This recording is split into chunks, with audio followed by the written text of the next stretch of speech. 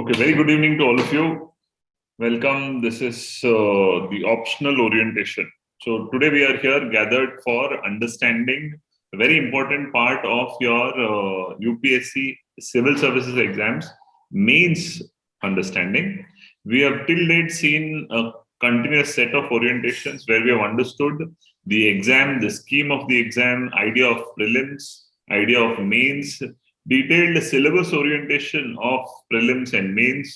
We've also understood how to study newspaper. Newspaper orientations have happened thoroughly. Basic understanding of current affairs, how to apply, all this has been happening. One thing that was still awaited was optional orientation. We all know optional is a very important part of the scheme of mains. In the overall understanding of mains, in the new pattern, you have altogether 9 papers, correct? In 9 papers, 2 papers are compulsory, which is English and Indian language, which can be choice of yours. These papers are only qualifying in nature. These marks don't count. The remaining 7 papers, each 250 marks count. So you are writing mains, which will be valued for 1750 marks. Alva?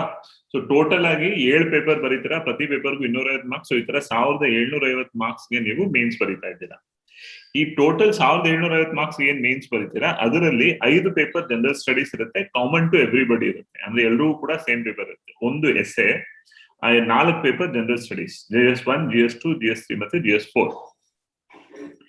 ಇದು ಬಿಟ್ಟು ನಿಮಗೆ ಒಂದು optional ಅಂತಿದೆ, ಐಚ್ಛಿಕ ವಿಷಯ ಅಂತ ಏನ್ ಕರಿತೀವಿ ಅಂತ. So optional is a choice. 4 general studies papers and 1 essay is common for all. The same question paper comes, everybody writes the same thing, and it is the same thing for every person who is attempting mains. But optional, you have a choice. You can choose which optional you want to. ನೀವು choice ಮಾಡೋ optional ಮೇಲೆ 2 paper ಇರುತ್ತೆ, paper 1 and paper 2 ಅಂತ. ಆ ಒಂದು optional 2 paper ಇರುತ್ತೆ. ಪ್ರತಿ paper 250 marks ಇರುತ್ತೆ. 250 ಮಾರ್ಕ್ಸ್ ಒಟ್ಟು 500 ಮಾರ್ಕ್ಸ್ಗೆ ನೀವು ಮೇನ್ಸ್ ಅಲ್ಲಿ ಆಪ್ಷನಲ್ ಪೇಪರ್ ಬರೀತೀರಾ, right? This is the present scheme of things. Okay, so as students coming from different background, because UPSC civil services exam ಬರೆಯೋದಕ್ಕೆ ನೀವು ಒಂದೇ ಬೇಸಿಕ್ ಡಿಗ್ರಿ ಅಥವಾ ಈ ಡಿಗ್ರಿನೇ ಮಾಡ್ಬರ್ಬೇಕು ಅಂತ ಯಾವುದೇ ಒಂದು ಬೇಸಿಕ್ ರೆಸ್ಟ್ರಿಕ್ಷನ್ ಇಲ್ಲ. UPSC ಜನರಲ್ ಆಗಿ ಸ್ಪೆಸಿಫೈ ಮಾಡೋದು ಯಾವುದೇ ಒಂದು ರೆಕಗ್ನೈಸ್ ಡಿಗ್ರಿ ಮಾಡಿರ್ಬೇಕು ಅಂತ ಹೇಳ್ತಾರೆ. ಸೊ ನೀವು ಆರ್ಟ್ಸ್ ಬ್ಯಾಕ್ ಗ್ರೌಂಡ್ ಇಂದ ಬಂದಿರ್ಬೋದು, ಸೈನ್ಸ್ ಬ್ಯಾಕ್ ಗ್ರೌಂಡ್ ಇಂದ ಬಂದಿರ್ಬೋದು, ಇಂಜಿನಿಯರಿಂಗ್ ಮಾಡಿರ್ಬೋದು, ಮೆಡಿಸಿನ್ ಮಾಡಿರ್ಬೋದು, ಕಾಮರ್ಸ್ ಮಾಡಿರ್ಬೋದು, ಮ್ಯಾನೇಜ್ಮೆಂಟ್ ಡಿಗ್ರಿ ಮಾಡಿರ್ಬೋದು, ಯಾವುದೇ ಒಂದು ಡಿಗ್ರಿ ಮಾಡಿ ನೀವು ಬಂದಿದ್ರು ಕೂಡ you are eligible to write civil services exams. But ನೀವು ಸಿವಿಲ್ ಸರ್ವಿಸ್ ಎಕ್ಸಾಮ್ ಅಂತ ಬರೆದಾಗ ನಿಮಗೆ ಕಾಮನ್ ಆಗಿರೋ ಈ ಸಬ್ಜೆಕ್ಟ್ ಬಿಟ್ಟು ಒಂದು ಸಬ್ಜೆಕ್ಟ್ ನ ನೀವ್ ಚೂಸ್ ಮಾಡಿ ಅಂತ ನಿಮಗೆ ಚಾಯ್ಸ್ ಕೊಡುವಂತ ಸಬ್ಜೆಕ್ಟ್ ಇದು. ಅದಕ್ಕೆ ಇದು ಆಪ್ಷನಲ್ ಅಂತ ಕರಿತೀವಿ. ಇದನ್ನ ಐಚ್ಛಿಕ ವಿಷಯ, ನಿಮ್ಮ ಆಯ್ಕೆಯ ವಿಷಯ ಅಲ್ವಾ? ಈ ಒಂದು ಪೇಪರ್ 2 ಪೇಪರ್, ಈ ಒಂದು ಆಪ್ಷನಲ್ ಪೇಪರ್ 2 ಪೇಪರ್ ಇರುತ್ತೆ, ಪೇಪರ್ 1 ಮತ್ತೆ paper 2. Clear? when we are doing our orientation, optional general orientation, ನಾನು ಕ್ಲಿಯರ್ ಆಗಿ ಹೇಳಿದ್ದೀನಿ, pattern of UPSC is very dynamic and continuous ಆಗಿ ಚೇಂಜ್ ಆಗ್ತಾ ಇದೆ ಅಂತ. If you remember the general orientation, I had already told you that you had syllabus changing. Priyanka ಅವರೇ ದಯವಿಟ್ಟು ನಿಮ್ಮ ಆಡಿಯೋ ಮ್ಯೂಟ್ ಮಾಡಿ. ನಾ ಕಂಟಿನ್ಯೂಸ್ ಆಗಿ ಮ್ಯೂಟ್ ಮಾಡ್ತಾ ಇದ್ರು, ಅನ್ಮ್ಯೂಟ್ ಮಾಡ್ತಾ ಇದ್ದೀರಾ, ದಯವಿಟ್ಟು ಮ್ಯೂಟ್ ಮಾಡಿ Priyanka.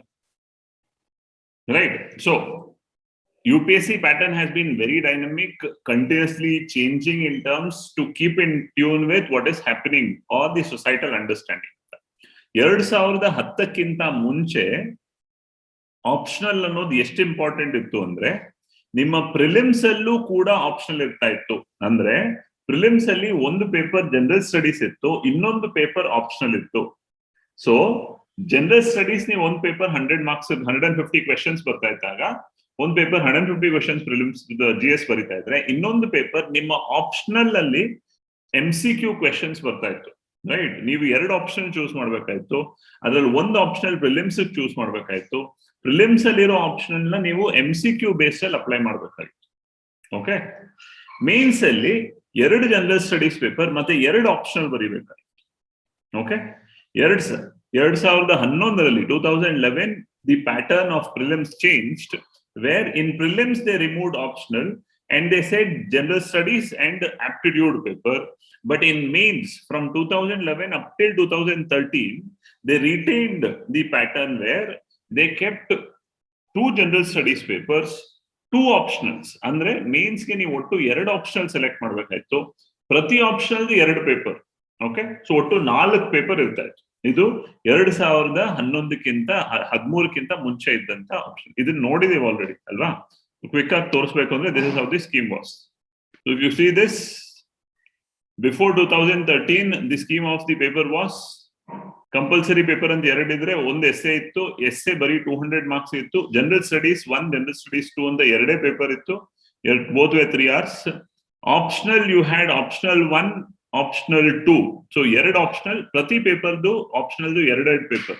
So optional was 300 plus 300, 300 plus 300. So 600 marks each. Total optional weightage ನೋಡಿದಾಗ it was 1200 marks. But GS weightage ನೋಡಿದಾಗ it was 600 plus 200, 800 marks only. ಅಲ್ವಾ? So ಈ ರೀತಿ optional had a very high weightage before 2013. Okay? So in that sense, optional had a very high relevance. GS ನ ಅಷ್ಟಾಗಿ interest ತಗೊಂಡು ಓದ್ತಾ ಇರಲಿಲ್ಲ. Prelims ಅನ್ನು ಪಾಸ್ ಮಾಡ್ಕೊಂಡು GS ಒಂದು ಸ್ವಲ್ಪ ಮಾತ್ರ ಓದ್ತಾ ಇದ್ರು. ಬಟ್ ಆಪ್ಷನಲ್ ತುಂಬಾನೇ ವೇಟೇಜ್ ಇತ್ತು. ನಾವೆಲ್ಲ ಓದಕ್ ಶುರು ಮಾಡಿದಾಗ 2 ಆಪ್ಷನಲ್ ಓದ್ತಾ ಇದ್ವಿ. 2 ಆಪ್ಷನ್ಗೂ ಅಷ್ಟೇ ಇಂಪಾರ್ಟೆನ್ಸ್ ಕೊಡ್ಬೇಕಾಯ್ತು. ಬಿಕಾಸ್ ನಿಮ್ಮ ಮೇನ್ಸಿನ ಓವರ್ ಆಲ್ ಮಾರ್ಕಿಂಗ್ ನಿಮಗೆ ಡಿಸೈಡ್ ಆಗ್ತಾ ಇದ್ದು ಆಪ್ಷನಲ್ ಬೇಸಿಸ್ ಮೇಲೆ. ನಂತರ 2013 ಅಲ್ಲಿ there was a thorough reform in the UPSC pattern and the present pattern came, where they said ಇವತ್ತಿನ ಅಂಡರ್ಸ್ಟ್ಯಾಂಡಿಂಗ್ ಅಲ್ಲಿ to function in today's atmosphere as a generalist, when you are getting selected, when you are getting recruited as a civil servant, your understanding of general studies, general affairs should be very important. So it reached up to an extent that optional anno concept complete ag tagdu bidona, general studies de ottu totally 6-7 paper madona, optional complete ag tagiyana anno mattakku charche nadidittu. But finally they retained 1 optional. Okay, so today's scheme we know has 4 general studies papers, 1 essay. So your GS plus essay altogether gets 1250 marks. And optional is only 1 optional paper. There are 2 papers of optional, 250, 250, so 500 marks. So 1200 marks is the optional, but only 500 marks is there, right? 1200 is 500 ಆಗಿರೋ ಕಡೆ, ಈ ಕಡೆ ಬರೀ 800 ಇದ್ದು ಈಗ 1250 ಆಗಿದೆ including essay. This is how the weightage of GS has increased. Okay, that is why we spend a lot of time on GS, because its weightage is very high. The marks that you can score is very high. Okay, that is the change in pattern as such. Considering that situation where optional has taken such an importance and optional istondella importance ide andadalli, optional hege choice ಮಾಡಬೇಕು, ಯಾವುದನ್ನ optional ಆಗಿ select ಮಾಡಬೇಕು, ಯಾವೆಲ್ಲ basis ಮೇಲೆ optional ನ choose ಮಾಡಬೇಕು, ಈ ವಿಷಯಗಳು ತುಂಬಾನೇ ಇಂಪಾರ್ಟೆಂಟ್ ಆಗುತ್ತೆ. ಮೆನಿ ಟೈಮ್ಸ್ ನಾವು ಎಕ್ಸಾಕ್ಟ್ ಅರ್ಥ ತಿಳ್ಕೊಳ್ಳದೆ ಅಥವಾ ಆಪ್ಷನಲ್ ಅಂದ್ರೆ ಏನು ಅಂತ ಕರೆಕ್ಟ್ ಆಗಿ ಅರ್ಥ ಮಾಡ್ಕೊಳ್ಳದೆ we will make a choice blindly based on certain biases or certain advices. That is not good, because ultimately you have to study the optional in such a manner that you will be able to write it in 500 marks value. Okay, that is why an understanding of an optional is very, very important. Okay, so this is the basic introduction.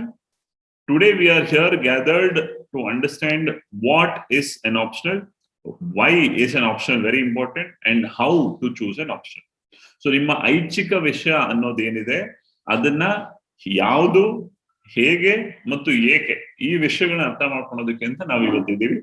We will do a thorough analysis of what are the optionals available, on what basis do you make the choice, and we will also discuss why shouldn't I do some things and why should I do some things.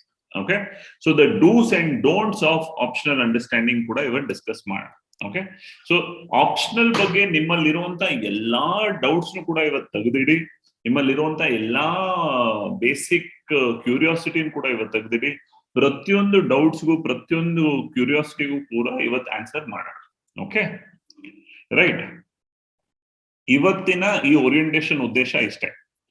ಒಂದು, ನೀವು ಯಾವುದೇ ಒಂದು ವಿಷಯನ choose ಮಾಡಕ್ ಮುಂಚೆ ಆ ವಿಷಯದ ಬಗ್ಗೆ ನಿಮಗೆ ಕಂಪ್ಲೀಟ್ ಇನ್ಫಾರ್ಮೇಶನ್ ಇರಬೇಕು ಅಲ್ವಾ? ಲೈಫಲ್ಲಿ, ಜೀವನದಲ್ಲಿ ನಾವು ಯಾವುದೇ ಒಂದು ವಿಷಯದ ಚಾಯ್ಸ್ ಮಾಡುವಾಗ, ಆಯ್ಕೆ ಮಾಡುವಾಗ ನಮಗೆ ಆ ವಿಷಯದ ಬಗ್ಗೆ ಕಂಪ್ಲೀಟ್ ಅರಿವಿರಬೇಕು ಅಲ್ವಾ?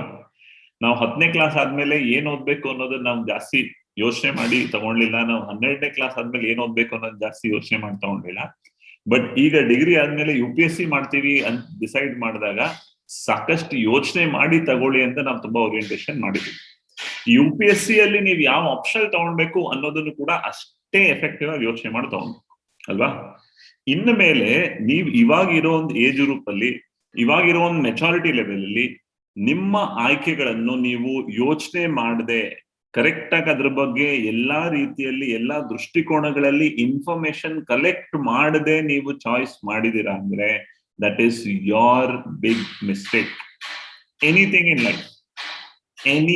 in life, from now onwards, when you are voting, if you don't think whom you are voting to, if you don't ensure that you have enough idea about whom you are voting to and you blindly vote, or just like that you choose not to vote, then you are not a responsible citizen. When you decide to get married and you want to choose your life partner and you don't select the right one, or you don't make a choice based on correct information, that is also madness. Alva? Yake? These are very, very important choices of life. So in that sense, optional, which holds 500 marks in your overall main scheme, has a very high importance in your overall mains marking, and it will decide your rank. 1250 marks ಕೊಡುವಂತ ನಿಮ್ GS ಗೂ ಅದೇ 500 marks ಕೊಡೋ ನಿಮ್ಮ optional ಗೂ the edge that optional can create is very high. ಯಾಕೆ ಅಂತ ಹೇಳ್ತೀನಿ ಕೇಳಿ. 250 marks each paper of general studies ಅಲ್ವಾ? 250 marks each paper of general studies ಅಲ್ಲಿ ಒಂದು ಪೇಪರ್ಗೆ 250ಕ್ಕೆ ನೀವು 100-110 ತಗೊಂಡ್ರೆ ತುಂಬಾ ಒಳ್ಳೆ marks, right? Anything above 100 in a GS paper is a very good marks. If you touch 110 plus, it's excellent. That's how papers come. They are very dynamic. The way they ask questions are very challenging. The way you have to answer becomes very challenging because 10 marks, 15 marks, the expression, writing skill, ಇದೆಲ್ಲವನ್ನು ಕೂಡ ನೀವು ತುಂಬಾನೇ way ಮಾಡಿ ಬರಿಬೇಕಾಗುತ್ತೆ. So anything above 100 out of 250 is brilliant. So ಆ ತರ ಯೋಚನೆ ಮಾಡ್ತಾ ಹೋದ್ರೆ ಒಂದೊಂದು ಪೇಪರ್ಗೆ 110 ಅಂತ ಇಟ್ಕೊಂಡು ಕೂಡ 4 ಪೇಪರ್ ಇಂದ ನೀವು ಎಷ್ಟು ಗಳಿಸ್ಕೊಂತೀರಾ? 440 ಮಾರ್ಕ್ಸ್. ಹೌದಾ? 4 ಪೇಪರ್ ಇಂದ ಅಂದ್ರೆ 1000 ಮಾರ್ಕ್ಸ್ಗೆ 440 ಮಾರ್ಕ್ಸ್ ತಗೊಳೋದು ನಿಮಗೆ ತುಂಬಾ ಜಾಸ್ತಿ, and it's a very good marks ಅಂತ ಹೇಳ್ತಾರೆ. ಅದೇ ರೀತಿಯಲ್ಲಿ 500 ಮಾರ್ಕ್ಸ್, 2 ಪೇಪರ್ ಆಪ್ಷನಲ್ ಅಲ್ಲಿರೋ 2 paper 500 ಮಾರ್ಕ್ಸ್ಗೆ there is all probability that you can easily touch 300 marks, right? If you put the effort in the right direction, understand, practice writing, apply what you have studied to the answers very well, out of 500 you can easily get 300 marks.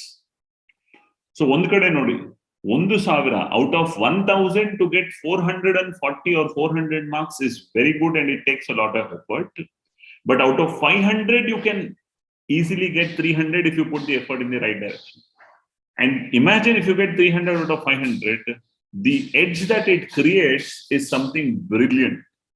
Okay? So optional alli nimige siguvanta edge ability. Edge antandre hege gotta? Option alli ಕೆಲವರಿಗೆ 200 ಬರುತ್ತೆ out of 500, ಕೆಲವರಿಗೆ 300 ಬರುತ್ತೆ, ಕೆಲವರಿಗೆ 350 ಬರುತ್ತೆ. So ಒಬ್ಬ 500ಕ್ಕೆ 200 ತಗೊಂಡಿರೋರ್ಗು 500ಕ್ಕೆ 300 ತಗೊಂಡಿರೋರ್ಗು 100 marks in difference. That is the difference that you can create from one competitor to another competitor. It's 6 o'clock. ಅದೇ ನೀವು ಬೇರೆಯವರನ್ನು ನೋಡಿದ್ರೆ, ಜನರಲ್ ಸ್ಟಡೀಸ್ ಅಲ್ಲಿ ನೋಡಿದ್ರೆ, ಜನರಲ್ ಸ್ಟಡೀಸ್ ಅಲ್ಲಿ ಕಾಂಪಿಟೇಷನ್ ಹೇಗಿರುತ್ತೆ ಅಂದ್ರೆ 5-10 ಮಾರ್ಕ್ಸ್ ನ ಕಾಂಪಿಟೇಷನ್ ಇರುತ್ತೆ. ಕೆಲವ್ರು 400, ಕೆಲವ್ರು 395, ಕೆಲವ್ರು 405, 410, ಈ ತರ 5, 10, 15 ಮಾರ್ಕ್ಸ್ ಅಲ್ಲಿ ಡಿಫರೆನ್ಸ್ ಇರುತ್ತೆ ಒಬ್ರಿಗೂ ಮತ್ತೊಬ್ರಿಗೂ.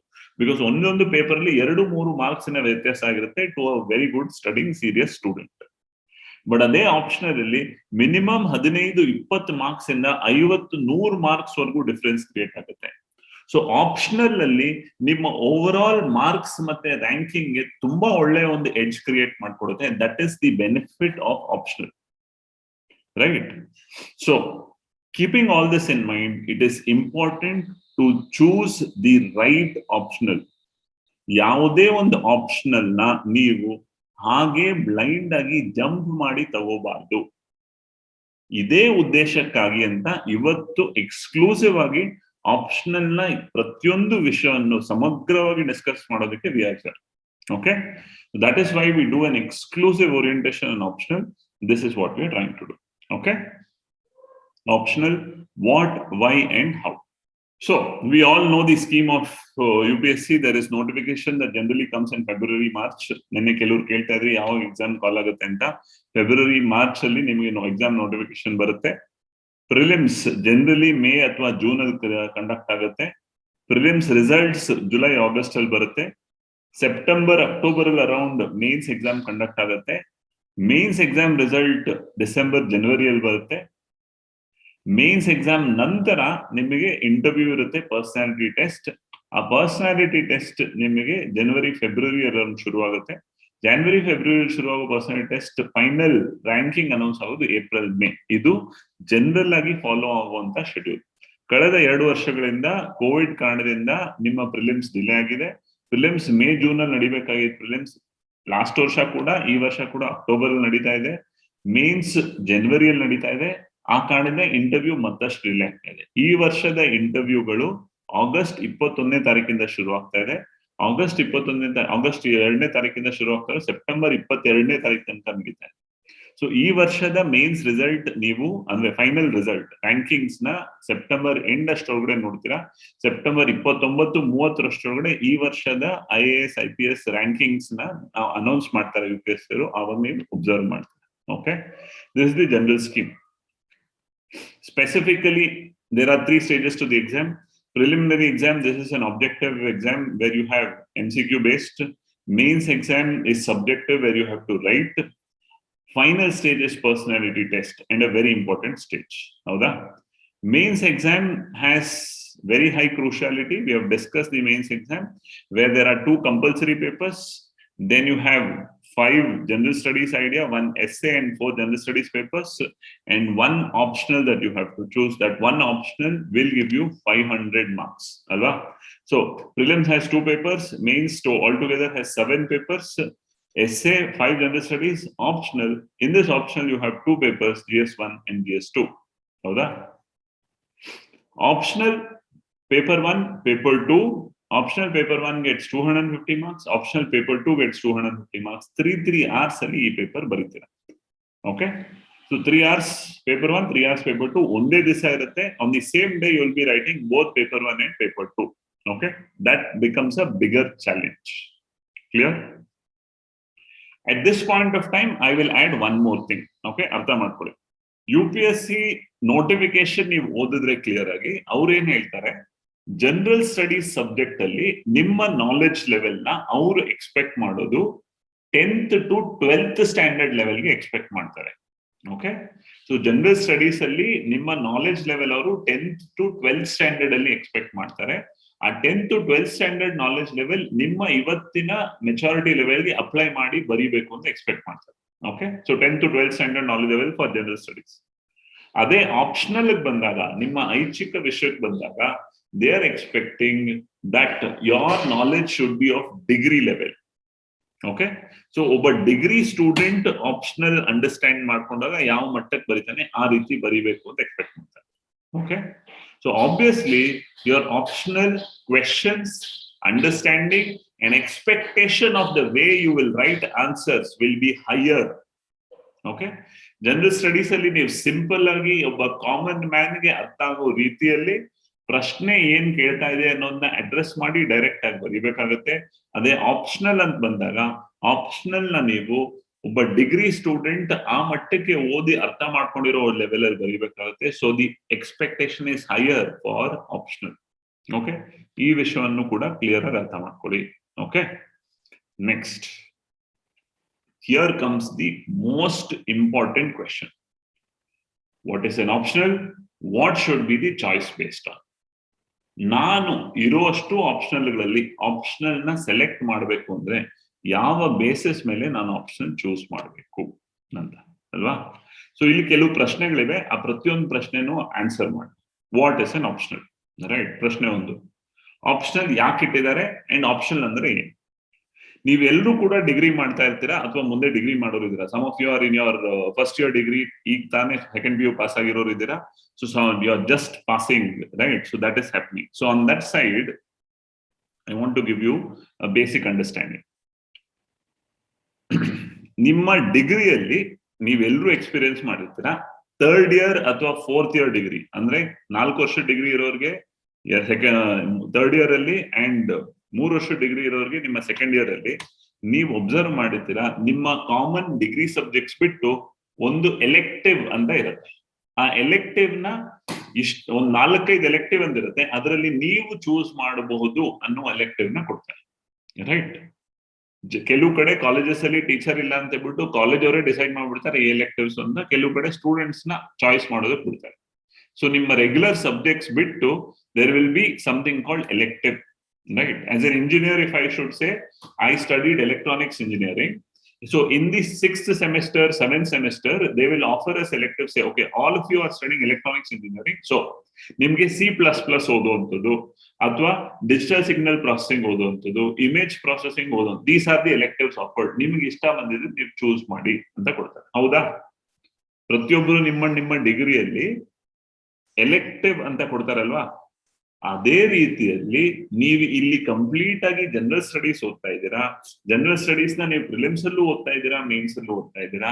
ನಿಮ್ಮ ಮೇನ್ಸ್ ಅಲ್ಲಿ apart from your general studies, this is an additional choice paper and you are given the choice to choose that paper. So when you are wanted to be selected as an aspirant for civil services ಅಲ್ಲಿ ಅತ್ಯುನ್ನತ ಮಟ್ಟದಲ್ಲಿ ನೀವು ನಿಂತು ಕೆಲಸ ಮಾಡ್ಬೇಕಾಗಿ ಬಂದಾಗ ಸುತ್ತಮುತ್ತ ಇರೋ ಪ್ರತಿಯೊಂದು ವಿಷಯಗಳ ಜನರಲ್ ಅವೇರ್ನೆಸ್ ನಿಮ್ಗೆ ಇರಬೇಕು. ಅದೇ ರೀತಿಯಲ್ಲಿ ಯಾವಾಗಾದ್ರೂ ನಿಮ್ಗೊಂದು ಚಾಲೆಂಜ್ ಬಂದಾಗ ಒಂದು ಅಡಿಷನಲ್ ಸಬ್ಜೆಕ್ಟ್ ಬಗ್ಗೆನೂ ನಿಮಗೆ ನಾಲೆಜ್ ಇರಬೇಕು ಅನ್ನೋ ರೀತಿ ಒಂದು ಆಪ್ಷನಲ್ ಕೂಡ ಇನ್ಕ್ಲೂಡ್ ಮಾಡಿದ್ದಾರೆ. Correct? And this is purely from the exam perspective. So what is an optional? Optional in simple is an elective, right? And that choice is given to you. Okay? Right? So, ಈ ತರ optional ಅನ್ನು ಕೊಟ್ಟಿದ್ದಾರೆ ಅಂದ್ರೆ ನಮಗೆ 4 general studies paper ಇದೆ. 4 general studies ಪೇಪರ್ಗೂ syllabus clear ಆಗಿ define ಮಾಡಿದ್ದಾರೆ. GS paper 1 ಅದರಲ್ಲಿ 3 ಸೆಕ್ಷನ್ ಇದೆ, ಹಿಸ್ಟ್ರಿ, ಸೊಸೈಟಿ ಮತ್ತೆ geography. GS paper 2 ಅಲ್ಲಿ 3 ಸೆಕ್ಷನ್ ಇದೆ, polity, constitution, governance, social justice, international relations. GS paper 3 economic development, agriculture, science and technology, environment, disaster management, and third part internal security. GS paper 4 is completely ethics. ಹೌದಾ? ಈ ತರ syllabus clear cut ಆಗಿ define ಆಗಿದೆ. GS 1 2 3 4 ಆ syllabus ಅಷ್ಟು clear ಆಗಿ ಕೊಟ್ಟಿದೆ. But optional ಅಂದಾಗ they will give you a 26 set and they will say need choice ಮಾಡಿ ಅಂತ. Okay, so what are the choices that they have offered to you? Right, let's take a look. These are the list of optional subjects for mains examination. Okay, so these are the list that UPSC has given. Nodi, UPSC has given the choice: agriculture, animal husbandry and veterinary science, anthropology, botany, chemistry, civil engineering, commerce and accountancy, economics, electrical engineering, geography, geology, history, law, management, mathematics, mechanical engineering, medical science, philosophy, physics, political science and international relations, psychology, public administration, sociology, statistics, zoology. Right? So these are the choices that are offered to you. Okay, all these are choices that are offered to you altogether. So up to about 26 subjects. Apart from these exclusive subjects, you can also choose literature. You can also choose literature subject. Which are the literature subjects? Right? Literature of any one of the following languages. So 8th schedule alliro ashtu languages na offer madidare. Assamese, Bengali, Bodo, Gujarati, Hindi, Kannada, Kashmiri, Konkani, Maithili, Malayalam, Manipuri ee tara ishtu literature subjects nu kuda offer madidare. Okay? Almost 23 literature subjects are offered. You can choose any one of them. Right? So ಈ subjects ಇವೆ, ಈ subjects ಜೊತೆಗೆ ಒಂದು literature subjects ಕೂಡ ನೀವು choose ಮಾಡಬಹುದು, ನಿಮ್ choice. Right? This is what they have given you as option. ಇಷ್ಟು ಆಪ್ಷನ್ಸ್ ಅಲ್ಲಿ ನೀವೇನ್ ಚೂಸ್ ಮಾಡಬೇಕು? One subject you have to choose, one, and they have left it you. You can choose. ನೀವು ಯಾವ ಒಂದು ಸಬ್ಜೆಕ್ಟ್ ಚೂಸ್ ಮಾಡ್ತೀರಾ, ಆ ಒಂದು ಸಬ್ಜೆಕ್ಟ್ ಮೇಲೆ 2 ಪೇಪರ್ ಇರುತ್ತೆ, ಪೇಪರ್ 1 ಮತ್ತೆ paper 2. Okay, this is how the pattern is. Clear? So mattond sati nodi. Agriculture, animal husbandry, veterinary science, anthropology, botany, chemistry, civil engineering, commerce and accountancy, economics, electrical engineering, geography, geology, history, law, management, mathematics, mechanical engineering, medical science, philosophy, physics, political science and international relations, psychology, public administration, sociology, statistics, zoology. Okay, these are the optional subjects available. Clear? Ishtide optional. ಈಗ ನಿಮಗೆ ಹೇಳ್ತಾರೆ ಇಷ್ಟು optional subjects ನಾವು offer ಮಾಡಿದೀವಿ, ಇದರಲ್ಲಿ ನೀವು ಒಂದನ್ನ choose ಮಾಡಿ ಅಂತ ನಿಮಗೆ ಚಾಯ್ಸ್ ಕೊಡ್ತಾರೆ. ಹೌದಾ? Now the question arises, what should be the choice based upon?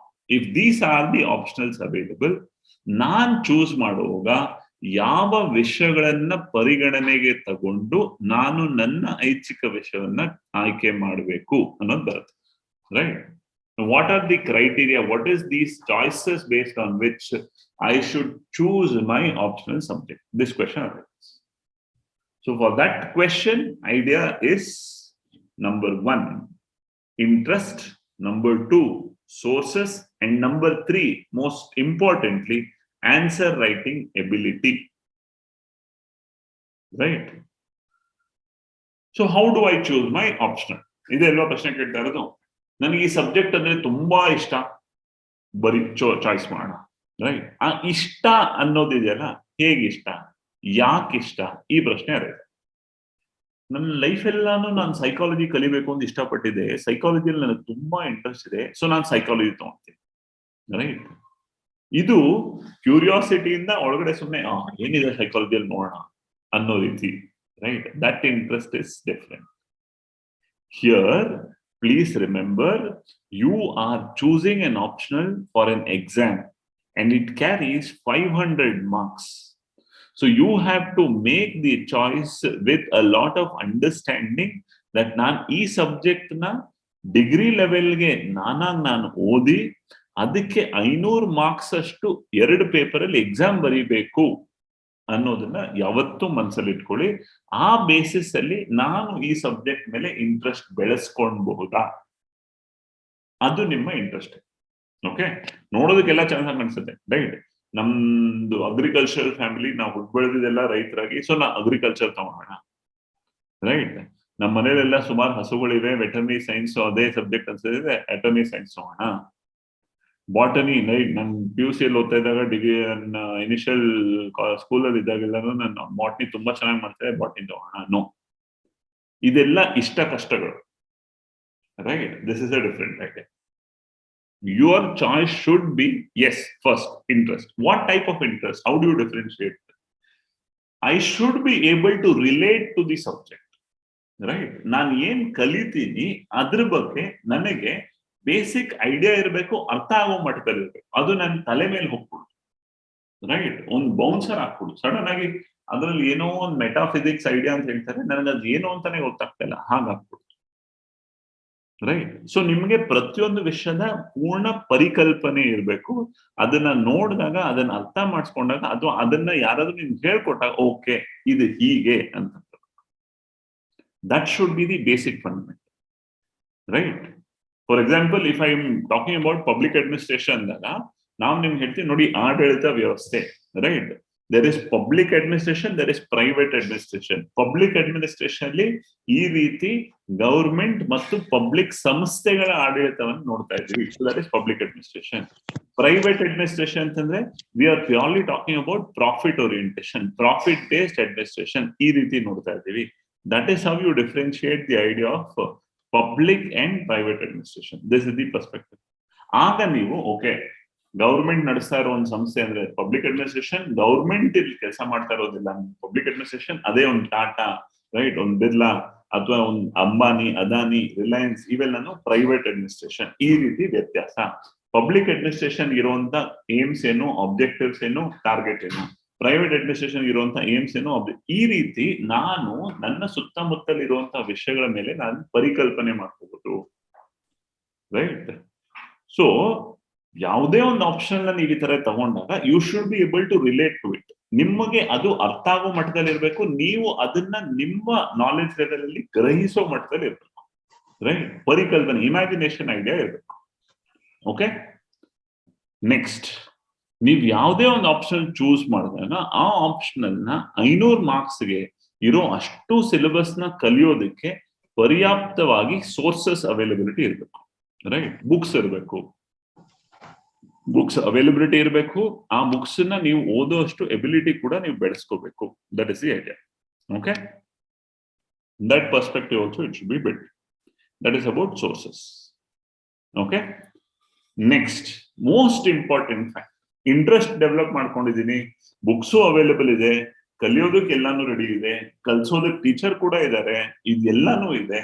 Next, ನಾನು ಪಬ್ಲಿಕ್ ಅಡ್ಮಿನಿಸ್ಟ್ರೇಷನ್ ಓದೋದು ಅಡ್ಮಿನಿಸ್ಟ್ರೇಟರ್ ಆಗೋದಕ್ಕಲ್ಲ, ಪೊಲಿಟಿಕಲ್ ಸೈನ್ಸ್ ಓದೋದು ಸೈಂಟಿಸ್ಟ್ ಆಗೋದಕ್ಕಲ್ಲ, ಆಂಥ್ರೋಪಾಲಜಿ ಓದೋದು ಆಂಥ್ರೋಪಾಲಜಿಸ್ಟ್ ಆಗೋಕ್ಕಲ್ಲ, ಹಿಸ್ಟ್ರಿ ಓದೋದು ಹಿಸ್ಟೋರಿಯನ್ ಆಗೋಕ್ಕಲ್ಲ. ನಾನು ಯಾವುದೇ ಒಂದು ಆಪ್ಷನ್ ನ ಓದ್ತಾ ಇರೋದು ಕೊನೆಗೆ ನಾನು ಈ ಪೇಪರ್ ಅಲ್ಲಿ ಇದ್ರ ಮೇಲೆ 2 ಪೇಪರ್ ಬರಬೇಕು, 250 ಮಾರ್ಕ್ಸ್, 500 ಮಾರ್ಕ್ಸಿನ ಆನ್ಸರ್ ರೈಟಿಂಗ್ ಮಾಡಬೇಕು. So the most important factor is answer writing ability. If you are not able to develop answer writing ability, then there is no point,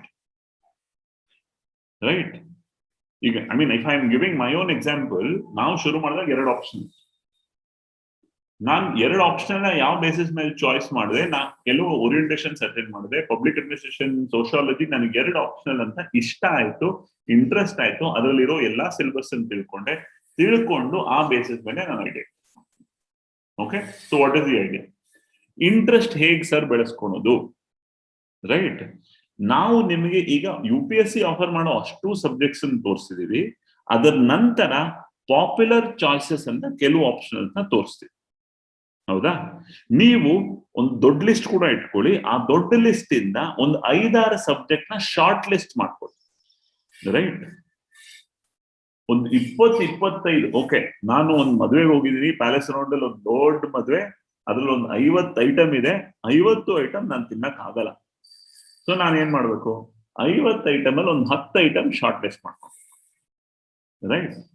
ಆ 10 ಐಟಮ್ ಶಾರ್ಟ್ ಲಿಸ್ಟ್ ಮಾಡ್ಕೊಂಡ್ಮೇಲೆ 10 item ನ ಒಂದು ಸ್ವಲ್ಪ taste ನೋಡಿ, ನನಗೆ ತುಂಬಾ ಇಷ್ಟ ಆಗುವಂತ ಒಂದು 2-3 ಐಟಮ್ ನ ಹೊಟ್ಟೆ ತುಂಬುವಷ್ಟು ತಿಂದು ಆಚೆ ಬರ್ತದೆ. ನಾನು 50 ಇದೆ ಅಂತ 50 ಸ್ವಲ್ಪ ತಿನ್ನಕ್ ಹೋಗಿದ್ದೀನಿ ಅಂತಂದ್ರೆ 4 ದಿವಸ ಮಲ್ಕೊಳೋದೆ, ರೈಟ್? ಇಲ್ಲ 50 ತಿನ್ನೋದು ಬೇಡ, 10 ಕೂಡ ಚೆನ್ನಾಗಿ ತಿನ್ಬೇಡ ಅಂತ ಹೋದ್ರು ಮಲ್ಕೊಳೋದೆ, ರೈಟ್? ಹೊಟ್ಟೆ ಎಷ್ಟು ಹಿಡಿಸುತ್ತೋ ಅಷ್ಟನ್ನ ಮಾತ್ರ ತಿನ್ಬೇಕು, ಯಾವ್ದು ಇಷ್ಟ ಆಗುತ್ತೋ ಅದನ್ನ ಮಾತ್ರ ತಿನ್ಬೇಕು. So how do I develop interest? ಪ್ರಶ್ನೆ ಕರೆಕ್ಟಾ? ಈ ಇಂಟ್ರೆಸ್ಟ್ ಹೇಗೆ ಡೆವಲಪ್ ಮಾಡ್ಕೊಳೋದು ಅನ್ನೋದಕ್ಕೆ ಸಿಂಗಲ್ ಆನ್ಸರ್ ಇಸ್, ಸಿ, ಒಂದು ನಿಮಗಿರೋ 25 ಸಬ್ಜೆಕ್ಟ್ ಇಂದ ಶಾರ್ಟ್ ಲಿಸ್ಟ್ 5 or 6.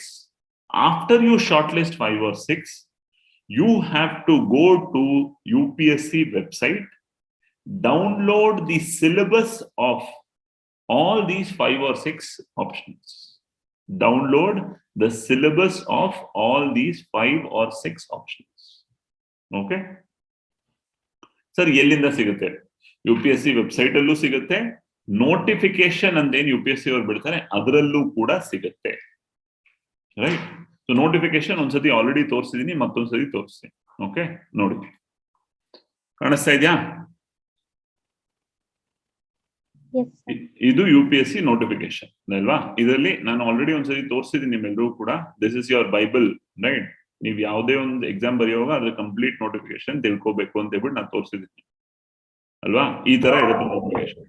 ಎಕ್ಸಾಮಿನ ಪ್ರತಿಯೊಂದು ವಿಷಯನೂ ಕೂಡ ಅವರು ಇನ್ ಡೀಟೇಲ್ ಆಗಿ ತುಂಬಾ ಕ್ಲಿಯರ್ ಆಗಿ ಡಿಸ್ಕಸ್ ಮಾಡಿದ್ದಾರೆ, right? What is the eligibility, age limit ಏನು, ಡಿಸೆಬಿಲಿಟಿ ಇರೋರ್ಗೆ ಯಾವ ರೀತಿ, ಪ್ರತಿಯೊಂದು ಕೂಡ ಡಿಸ್ಕಸ್ ಮಾಡಿದ್ದಾರೆ. ಎವ್ರಿಥಿಂಗ್, ಪ್ರಿಲಿಮ್ಸ್ ಸೆಂಟರ್ಸ್ ಯಾವುದು, ಮೇನ್ಸ್ ಸೆಂಟರ್ಸ್ ಯಾವುದು, ಎಕ್ಸಾಮ್ ಪ್ಲಾನ್ ಏನು, eligibility conditions, age limit, educational qualification, ಪ್ರತಿಯೊಂದು ಡಿಸ್ಕಸ್ ಆಗಿದೆ, right? Then comes the idea where they talk about plan of the examination. ಅಲ್ಲಿ ನಿಮ್ಗಿರುವಂತ next they talk about preliminary exam, ಅದಕ್ಕಿರುವಂತ syllabus, mains exam ಅದಕ್ಕಿರುವಂತ syllabus. Optional ಇಲ್ಲೇ ನೋಡಿ, list of optionals for mains ಅಂತ total ಆಗಿ 26 optional subjects ಕೊಟ್ಟಿದ್ದಾರೆ. 26.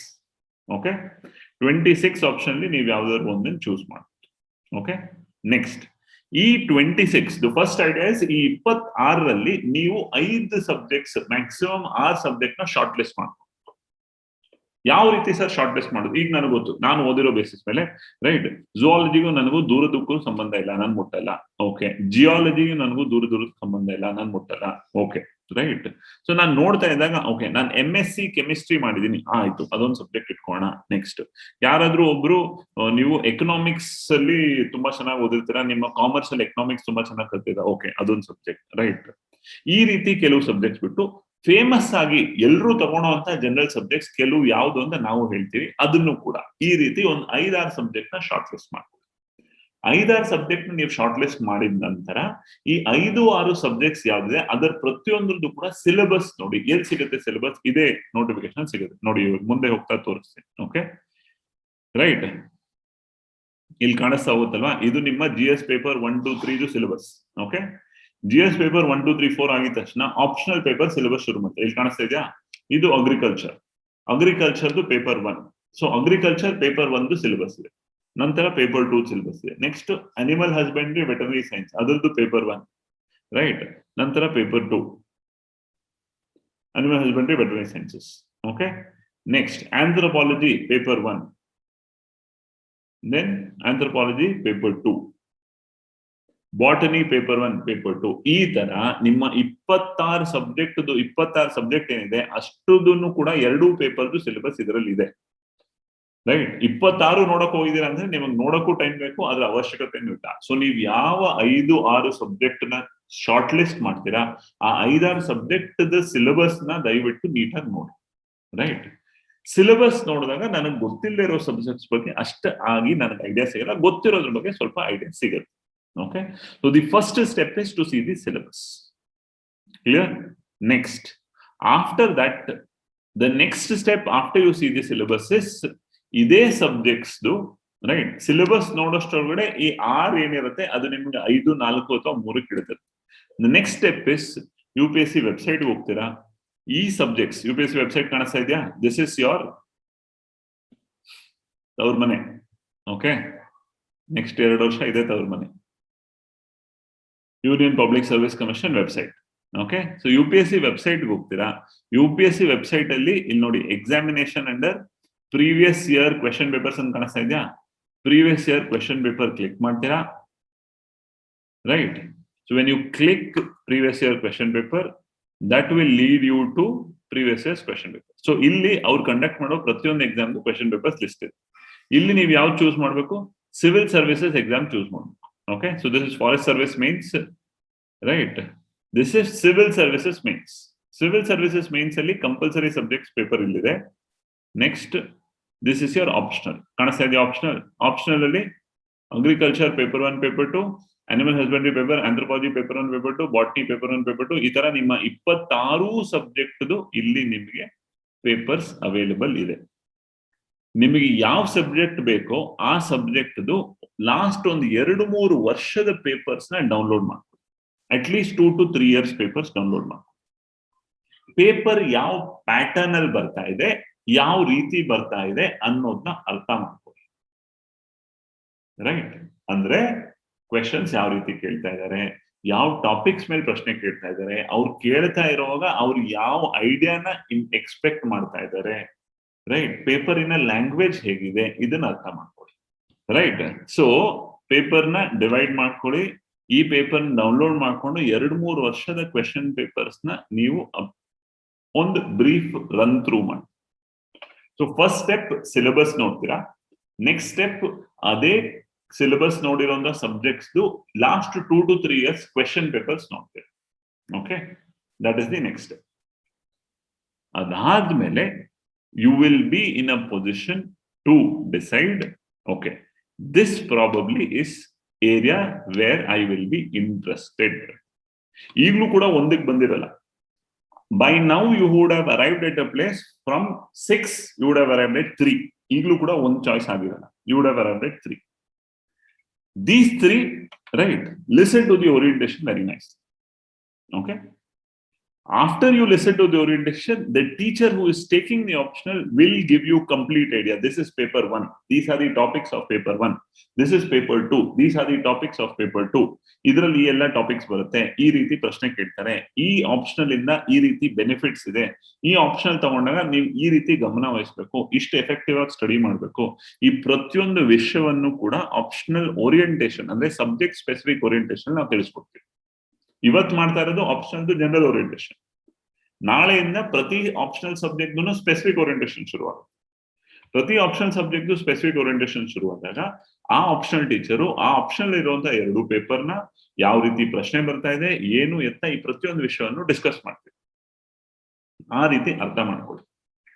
Okay, ಅದರ ನಂತರ you will get to a position where, okay, I am now finalising on this one option. Okay, ಆ choice ಮಾಡಕ್ ಮುಂಚೆ ನ್ಯಾಚುರಲಿ ಆಸ್ ಹ್ಯೂಮನ್ ಬೀಯಿಂಗ್ಸ್ ನಮಗೆ ಸಾಕಷ್ಟು ರೀತಿಯ ಡೌಟ್ಸ್ ಇರುತ್ತೆ, ರೈಟ್? ನನಗೆ ಈ ಆಪ್ಷನಲ್ಲೂ ಸರಿ ಅನಿಸ್ತು, ಇದು ಸರಿ ಅನಿಸ್ತು, ಇದು ನನಗೆ ಈಸಿ ಅನಿಸ್ತಾ ಇದೆ, ಬಟ್ ನನಗೆ ಬರೆಯಕ್ಕಾಗುತ್ತೋ ಇಲ್ಲೋ ಗೊತ್ತಿಲ್ಲ, ಬಟ್ ಇದು ಬರೀಬಹುದು ಅನಿಸ್ತಾ ಇದೆ, ಬಟ್ ಅರ್ಥ ಆಗುತ್ತೋ ಇಲ್ಲೋ ಗೊತ್ತಿಲ್ಲ. ಈ ರೀತಿ there will be doubts, there will be different kinds of ups and downs within all of you. How do I clarify myself? That is why we are here. You can come down to the academy, you can sit down to us, you can book a call with us, ensure that we will call back, discuss all your doubts and clarification. ಅದಕ್ಕೆ ಅಂತಾನೆ specific ಆಗಿ. Okay, ನನಗೆ ಹೀಗೆ ಅನಿಸ್ತಾ ಇದೆ sir, ಸರಿನಾ? ನಾನು ಇದ್ರ ಬದಲು ಈ ತರ ಯೋಚನೆ ಮಾಡಿದ್ರೆ ಸರಿನಾ? ಈ ಎಲ್ಲ ವಿಷಯವನ್ನು ಯೋಚನೆ ಮಾಡಿ. ಇಷ್ಟೆಲ್ಲಾ ರೀತಿಯ ಗ್ರೈಂಡ್ ಒಳಗಾಗಿ ಫೈನಲ್ ಆಗಿ ಕರೆಕ್ಟ್ ಆಗಿ ಒಂದು ಆಪ್ಷನ್ ಚೂಸ್ ಮಾಡಿ. ಆ ಒಂದು ಆಪ್ಷನ್ ನೀವು ಚೂಸ್ ಮಾಡಿದ್ಮೇಲೆ ಬೇರೆ ಏನ್ರ ಬಗ್ಗೆನೂ ತಲೆ ಕೆಡಿಸ್ಕೊಂಡೆ ಆ ಒಂದು ಆಪ್ಷನ್ಗೆ ನಿಮ್ಮ ಎಂಟೈರ್ ಎಫರ್ಟ್ ಹಾಕಿ ಕರೆಕ್ಟ್ ಆಗಿ ಆಪ್ಷನ್ ಕಲ್ತ್ಕೊಂಡು ಪ್ರತಿ ಸತಿ ಅದನ್ನ ಕಲ್ತಾಗ ಪ್ರೀವಿಯಸ್ ಇಯರ್ಸ್ ಕ್ವೆಶನ್ಸ್ ಆಗ್ಬೋದು, ಆಪ್ಷನಲ್ ಕ್ಲಾಸ್ ಅಲ್ಲಿ ಟೀಚರ್ ಕೊಡುವಂತ ಪ್ರಶ್ನೆ ಆಗ್ಬೋದು, ಇದು ಎಲ್ಲವನ್ನೂ ಕೂಡ ಆನ್ಸರ್ ರೈಟಿಂಗ್ ಎಬಿಲಿಟಿ ಉಳಿಸ್ಕೊಳ್ಳಿ. 3 ರಿಂದ 4 ತಿಂಗಳು ಮಾತ್ರ ನಿಮ್ಗೆ ಆಪ್ಷನಲ್ ಕ್ಲಾಸ್ ನಡೆಯುತ್ತೆ ಸೆಪರೇಟ್ ಆಗಿ. GS ಬಿಟ್ಟು 3 ರಿಂದ 4 ತಿಂಗಳು ಆಪ್ಷನಲ್ ಕ್ಲಾಸ್ ನಡೆಯುತ್ತೆ. ಆಪ್ಷನಲ್ ಕ್ಲಾಸ್ ಅಟೆಂಡ್ ಮಾಡ್ಕೊಂಡು ಅದನ್ನೆಲ್ಲ ನೀಟಾಗಿ ಕಲ್ತ್ಕೊಂಡು entire optional idea ingrain it, make it yours, right? Every optional teacher will be in continuous touch. He will give you coaching for 4 months. After that, he will continuously keep in touch with the test series. He or she will be continuously helping you how to carry out the idea. Everything will be taught. With that effort, take it forward. One sati optional choice ಮಾಡಿದ ಮೇಲೆ within the first 15 days, right? If you are feeling uncomfortable, if you are feeling ಸ್ವಲ್ಪ ಹೀಗೆ ಹಾಗೆ ಅನಿಸ್ತಾ ಇದೆ, come sit down, talk. You can talk to your own optional teacher, you can talk to your mentor, right? Clarify. But a 15 days, 1 month ಆದ್ಮೇಲೆ no second thoughts at all. ಆಳಿ ಕಟ್ಟಾಗಿದೆ, ಮದುವೆ ಮಾಡ್ಕೊಂಡಾಗಿದೆ, ಮದುವೆ ಮಾಡ್ಕೊಂಡ್ಮೇಲೆ ಅದೇ ನನ್ನ ಜೀವನ ಅಂತ ಅಷ್ಟೇ ಖುಷಿಯಾಗಿ ಜೀವನ ನಡೆಸಬೇಕು, ಎಂಜಾಯ್ ಮಾಡಬೇಕು. That is how you should go forward. ಯಾಕೆ ಗೊತ್ತಾ? See, take any optional for that matter. You take any optional, there will always be some amount of uncomfortability, some amount of feeling, will I be able to? Why? Because it's a new subject. Because this subject involves things which are technical, which are theoretical. There will be thinkers, there will be theories. ಅದೆಲ್ಲನೂ ಕಲಿಬೇಕಾಗುತ್ತೆ. ಯಾವುದೇ optional ಕೂಡ it will not be a cakewalk. If any teacher tells you that, look, my optional is the easiest optional and you will crack it like anything, ನಾನು ಹೇಳ್ಕೊಟ್ಟಿರೋದು ಸಾಕು, ನಾನು ಕೊಟ್ಟಿರೋ note ಸಾಕು, ಇಷ್ಟು ಓದಿ ನೀವು ರ್ಯಾಂಕ್ ಬರೋದು ಗ್ಯಾರಂಟಿ, ಈ ತರ ಯಾರು ಹೇಳಿದ್ರು ಅವ್ರಿಗಿಂತ ದೊಡ್ಡ ದಡ್ಡರು ಯಾರು ಇಲ್ಲ. ರೈಟ್? ಇಫ್ ಸಂಬಡಿ ಸೇಸ್ ನೋಡಿ ಲಾಸ್ಟ್ 5 ವರ್ಷದಿಂದ ಇದೇ ಆಪ್ಷನ್ಗೆ ರ್ಯಾಂಕ್ ಬರ್ತಾ ಇರೋದು, ಈ ಆಪ್ಷನ್ ತಗೊಳ್ಳಿ ರ್ಯಾಂಕ್ ಬರುತ್ತೆ. Wrong. Ultimately it is about you. Right? So please ensure you think from 360-degree perspective and make a choice. Okay? That is it. Now with this second question is answered, what should be the choice based on? First is interest. How do I check my interest? I will select 5 or 6 from the total list of 25. Then I will shortlist. Shortlist ಮಾಡಿರೋದದ್ದು I will check the syllabus. I will do a glance of the syllabus. The same, I will check the last 2 to 3 years question papers. After you check the question papers, now you will go back to see, right, attend the orientations. Through the orientations, you will also get to know what are the books available, what is that you should read, how is that you should practice, what is the easiness, what is the challenges, you will understand. And last, answer writing ability, the most important bit. This is how we answer the second question. Third question, what is the role of optional in mains and the overall process as such? I have already addressed that question, right? In 1750 marks, it is 500 marks. Yes? So it is almost like 25% of the overall picture. So 25% kind. So 25% up to 20% ಅಂದಾಗ it has a very important role. ಆದರೆ ನಿಮಗೆ ಬರೋ marks ಅಲ್ಲಿ it can play a very, very important role. Why? 1250 ಏನ್ ನಿಮ್ essay plus GS ಇದೆ, ಅದರಲ್ಲಿ to touch 500, 600 is a task. But ಅದೇ ಈ 500 ಇರುವಂತ ಆಪ್ಷನಲ್ ಅಲ್ಲಿ you can touch 300 or 250 plus 300 with effort easily, right? So the edge that optional creates, right, the way you can differentiate, the jump that optional gives is very high. So that role optional plays. Okay? ನೀವು rank list ತಗೊಳ್ಳಿ, rank list ಅವ್ರು ಏನ್ general ಏನ್ ಕೊಡ್ತಾರೆ, ಅವ್ರ GS marks ಎಷ್ಟು, ಅವ್ರ optional marks ಎಷ್ಟು, ಅವ್ರ ಫೈನಲ್ ಇಂಟರ್ವ್ಯೂ ಮಾರ್ಕ್ಸ್ ಎಷ್ಟು, ಈ ತರ ಬ್ರೇಕಪ್ ಕಾಣಿಸುತ್ತೆ.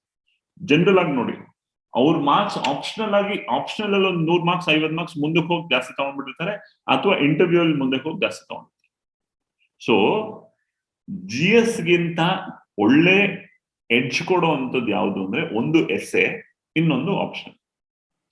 ಎಸ್ಸೆ ಮತ್ತೆ ಆಪ್ಷನಲ್ ಈ ಎರಡು ಪೇಪರ್ ಅಲ್ಲಿ ನೀವು ನಿಮ್ಮ ಕಾಂಪಿಟೇಟರ್ಗಿಂತ ಮುಂದಕ್ಕೆ ಹೋಗೋದಕ್ಕೆ it's a very good opportunity. Why? Essay ಹೇಗೆ ಗೊತ್ತಾ, 250 ಮಾರ್ಕ್ಸ್ಗೆ ಕಾಮನ್ ನಾರ್ಮಲ್ ಮಾರ್ಕ್ಸ್ ಅಂತ 110, 120, 125 ಅಂತ ಬಂದ್ಬಿಡುತ್ತೆ, ರೈಟ್? ಯಾರೇ ಒಬ್ರು ಚೆನ್ನಾಗಿ ಎಸ್ಸೆ ಬರ್ದಿದ್ದೀರಾ, ಏನ್ ಬೇಕೋ ಅದು ಬರ್ದಿದ್ದೀರಾ ಅಂದ್ರೆ 125 ಅಂತ ಬಂದ್ಬಿಡುತ್ತೆ. 125 ಇಂದ ಎಷ್ಟು ಮುಂದಕ್ಕೆ ಹೋಗ್ತೀರಾ ಅದು ನಿಮ್ಮ challenge, right? A very good essay can get you 160, 170, right? an average essay can get you 125. 125, 130 ಇಂದ 160, 165 ಅಂದ ತಕ್ಷಣ 30-35 marks in edge, 30 to 35 marks in one paper in essay. Optional ಅಲ್ಲಿ ಎರಡು ಪೇಪರ್ ಸೇರಿಸಿ ಮಿನಿಮಮ್ 50 to maximum 100, 150 ಮಾರ್ಕ್ಸ್ ತನಕ edge. The difference that you can create. So it has a very, very important role in your overall mains process. Right? That is why you should choose it very carefully. Okay? Next question. What is the interrelation or correlation of an optional with general studies? Right? Generally, ಏನಾಗುತ್ತೆ, ನಾವು GS ಗೂ ಕೂಡ help ಆಗುವಂತ optional ತಗೊಂಡ್ಬೇಕಾ? Right? ಈಗ ನಾನು ಕೆಲವು subjects ತಗೊಂಡ್ರೆ ಅದರಿಂದ GS ಗೆ ಏನೇನು ಯೂಸ್ ಆಗಲ್ಲ, ಸೊ ಅದನ್ನ ತಗೊಂಡ್ಬಾರ್ದು. ಬಟ್ ಈ ಸಬ್ಜೆಕ್ಟ್ ತಗೊಂಡಾಗ GS ಫುಲ್ ಹೆಲ್ಪ್ ಆಗುತ್ತೆ, ಸೊ ಈ ಸಬ್ಜೆಕ್ಟ್ಸ್ ತಗೊಂಡ್ಬೇಕು. ಈ ರೀತಿ ಕೆಲವರು feel. Like for example, political science ಓದಿದ್ರೆ ನಿಮ್ಮ ಪಾಲಿಟಿನೇ ಪೊಲಿಟಿಕಲ್ ಸೈನ್ಸ್, ಎಲ್ಲರೂ ಪೊಲಿಟಿಕಲ್ ಸೈನ್ಸ್ ತಗೊಳ್ಳಿ. ಹಿಸ್ಟ್ರಿ ಓದಿದ್ರೆ ಹಿಸ್ಟ್ರಿ ಎಲ್ಲಾನು ಹಿಸ್ಟ್ರಿ ಆಪ್ಷನಲ್ ಕವರ್ ಆಗ್ಬಿಡುತ್ತೆ, ಸೊ ಹಿಸ್ಟ್ರಿ ತಗೊಳ್ಳಿ. ಜಾಗ್ರಫಿ ಓದಿದ್ರೆ ಜಾಗ್ರಫಿ ಎಲ್ಲಾನು ಜಾಗ್ರಫಿ ಆಪ್ಷನಲ್ ಕವರ್ ಆಗ್ಬಿಡುತ್ತೆ, ಜಾಗ್ರಫಿ ತಗೊಳ್ಳಿ. ಈ ರೀತಿ ಕೆಲವರಿಗೆ ಕನ್ಸೆಪ್ಷನ್ ಇರುತ್ತೆ, right? Adralli, yes, there is some truth. No, there are some falsehoods. Right? For example, people choose public administration thinking polity will become very easy. People choose political science thinking polity will become very easy. GS paper 2 will be very, very easy if I choose public administration. Yes, there is a lot of truth, and that is not completely true also. Right? So these are half truths. But yes, your optionals definitely help your GS preparation. But you should be careful to differentiate between how will I manage my optional and how will I manage my general studies. ಯಾಕೆ GS ನ ನೀವು ಯಾವುದೇ ಒಬ್ಬ common ಮ್ಯಾನ್ಗೆ ಅರ್ಥ ಆಗೋ ರೀತಿಯಲ್ಲಿ general studies perspective ಇಂದ ಬರಿಬೇಕು. ಆಪ್ಷನಲ್ ನ ನೀವು ಒಂದು ಟೆಕ್ನಿಕಲ್ ಅಂಡರ್ಸ್ಟ್ಯಾಂಡಿಂಗ್ ಅಲ್ಲಿ ಥಿಯರಿಟಿಕಲ್ ಆಗಿ ಎಲ್ಲಾ ರೀತಿಯ ಎಕ್ಸಾಂಪಲ್ಸ್ ಕೊಟ್ಟು ಬರಿಬೇಕು. ಆಪ್ಷನಲ್ ಅಲ್ಲಿರೋ ಟೆಕ್ನಿಕ್ಯಾಲಿಟಿನ ನೀವು GS ಬಳಸಿದ್ರೆ GS ಮಾರ್ಕ್ಸ್ ಸಿಗಲ್ಲ. Because GS general studies, technicality of optional, theory of optional, theoretical knowledge of optional GS ಅಲ್ಲಿ ಬಳಸಬಾರದು. ಆಪ್ಷನಲ್ ಅಲ್ಲಿ ಟೆಕ್ನಿಕ್ಯಾಲಿಟಿ, ಥಿಯರಿಟಿಕಲ್ ವೆಯ್ಟ್ ಜಾಸ್ತಿ ಇರಬೇಕು. ನೀವು ಆಪ್ಷನಲ್ ನ GS ರೀತಿ ಬರೆದ್ರೆ, ಆಪ್ಷನಲ್ ನ ಜನರಲ್ ಆಗಿ ಬರೆದ್ರೆ ಮಾರ್ಕ್ಸ್ ಸಿಗಲ್ಲ.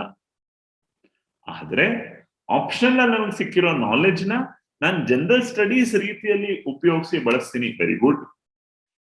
ಜನರಲ್ ಸ್ಟಡೀಸ್ ಅಲ್ಲಿ ನಾನು ಕಲಿಯೋ ಎಕ್ಸಾಂಪಲ್ಸ್ ನ ನಾನು ಆಪ್ಷನಲ್ ಅಲ್ಲಿ ಅಪ್ಲೈ ಮಾಡಿ ಬರೀತೀನಿ, ವೆರಿ ಗುಡ್. ಈ ರೀತಿ ನೀವು ಕೋರಿಲೇಷನ್ಸ್ ಮಾಡ್ಕೋಬೇಕು. ರೈಟ್? ಜನರಲ್ ಸ್ಟಡೀಸ್ ಅಲ್ಲೂ ಬ್ಯೂರೋಕ್ರಸಿ ಬರುತ್ತೆ, ಜನರಲ್ ಸ್ಟಡೀಸ್ ಅಲ್ಲೂ ಸಿವಿಲ್ ಸರ್ವಿಸಸ್ ಬರುತ್ತೆ, ಜನರಲ್ ಸ್ಟಡೀಸ್ ಅಲ್ಲೂ ನಿಮಗೆ state government, central government, parliament ಎಲ್ಲ ಬರುತ್ತೆ. ಅದೆಲ್ಲವನ್ನು ಕೂಡ ಪಬ್ಲಿಕ್ ಅಡ್ಮಿನಿಸ್ಟ್ರೇಷನ್ ಬರುತ್ತೆ. ರೈಟ್? ಒಬ್ಬ ಟೀಚರ್ ಆಗಿ ನಾನ್ ನಿಮಗೆ ಹೇಳ್ಕೊಡ್ತೀನಿ, ನೀವು ಪಬ್ಲಿಕ್ ಅಡ್ಮಿನಿಸ್ಟ್ರೇಷನ್ ಕಲಿಯೋದನ್ನ GS ಹೇಗೆ ಯೂಸ್ ಮಾಡಬೇಕು, GS ಕಲಿಯೋದನ್ನ ಪಬ್ಲಿಕ್ ಅಡ್ಮಿನಿಸ್ಟ್ರೇಷನ್ ನಾವು ಹೇಳ್ಕೊಡ್ತೀವಿ. ಆ ರೀತಿ ನೀವು ಅಪ್ಲೈ ಮಾಡೋದು ಕಲಿಬೇಕು. That is the benefit that you should show. Right? So don't go with a blind feeling that what I apply here will be useful here, what I apply here will be useful here. Right? Which means what? Nan ee optional tagondida tashna, if I take political science, I need not study polity, I need not study ethics. If I take geography optional, I will not study GS geography. No, foolish. Okay? That is the answer for question number 4. Now the answer for the last question. Right? Sir, does optional need coaching? Right? Does optional need coaching? Can we study it by ourselves? This question. Okay? Now, here, let me be very clear and let me be very honest. Okay? See, ಒಂದು ಪಕ್ಷದಲ್ಲಿ correct guidance ಇದ್ರೆ general studies ನ you can do self study. Correct ಆಗಿ guidance ಇದ್ರೆ, right, general studies ನ ನೀವು self study ಮಾಡಬಹುದು, ಕಷ್ಟ ಆಗಲ್ಲ. ಅದೇ ರೀತಿ ಆಪ್ಷನಲ್ ಅಲ್ಲಿ if you have somebody who is ready to give you a lot of time and ನಿಮ್ ಜೊತೆ ಕಂಟಿನ್ಯೂಸ್ ಆಗಿ ನಿಂತು ನಿಮಗೆ ಸಪೋರ್ಟ್ ಮಾಡೋ ರೀತಿಯಲ್ಲಿ ನಿಮ್ಗೆ ಯಾರಾದ್ರೂ ರೆಡಿ ಇದ್ರೆ, then you can study optional, also self study. But optional requires technical understanding. Optional requires application on a specific sense. All this demands you apply the subject from a specific point of view. So, optional generally demands coaching. Why? Because optional ನೀವು ಕಲ್ತಾಗ ಅದನ್ನ general understanding ಅಲ್ಲಿ ಇದು ಹೀಗೆ ಅಂತ ಕಲಿತೀರಾ. Question paper ಅಲ್ಲಿ questions ಹೇಗೆ ಬರುತ್ತೆ, ನೀವು ಕಲಿತಾ ಇರೋ ನಾಲೆಜ್ ನ 15 marks question ಹೇಗೆ, 20 marks question ಹೇಗೆ, 25 marks questions ಹೇಗೆ ಬರೀಬೇಕು, this you will not know. But on coaching through ಇದನ್ನ ಕಲಿತಾಗ you will understand, okay, right, British administration ಕಲಿತಾ ಇದೆ, ಬ್ರಿಟಿಷ್ ಅಡ್ಮಿನಿಸ್ಟ್ರೇಷನ್ ಏನಿತ್ತು ಅದರಿಂದ ಇಂಡಿಯಾ ಏನ್ ಕಲ್ತಿದೆ, ಇದ್ರ ಬಗ್ಗೆ ಕ್ವೆಶನ್ ಹೇಗೆ ಬರುತ್ತೆ, ಲೆಗಸಿ ಆಫ್ ಬ್ರಿಟಿಷ್ ಅಡ್ಮಿನಿಸ್ಟ್ರೇಷನ್ ಅಂದಾಗ ಅದನ್ನ ಹೇಗೆ ಅಪ್ಲೈ ಮಾಡಬೇಕು, ಇಂಡಿಯನ್ ಗವರ್ಮೆಂಟ್ಸ್ ಅಲ್ಲಿ ಇನ್ಕ್ರೀಸಿಂಗ್ ರೋಲ್ ಆಫ್ ಗವರ್ನರ್ಸ್ ಅಂತ ಪ್ರಶ್ನೆ ಬಂದಾಗ how should I write, how should I give examples, articles ಹೇಗೆ ಬಳಸಬೇಕು, this kind of an idea will improve.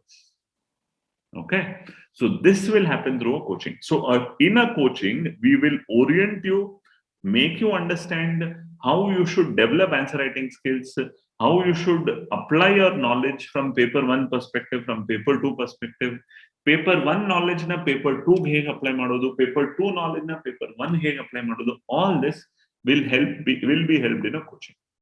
So coaching largely becomes necessary for an optional. General studies, if you decide that I will take complete effort by myself, I'll get good guidance. Optional requires a lot of effort in the right direction. So optional requires coaching. Okay, that is the last idea. Right? So we have answered what is optional, what should be the choice based upon, role of optional in mains and the process as such, interrelation, correlation of the optional with general studies, and need for coaching. Clear? Now, once again, I'll show you the list of what is the optionals that UPSC offers. 26 optional, alva? These are the list of options that UPSC offers.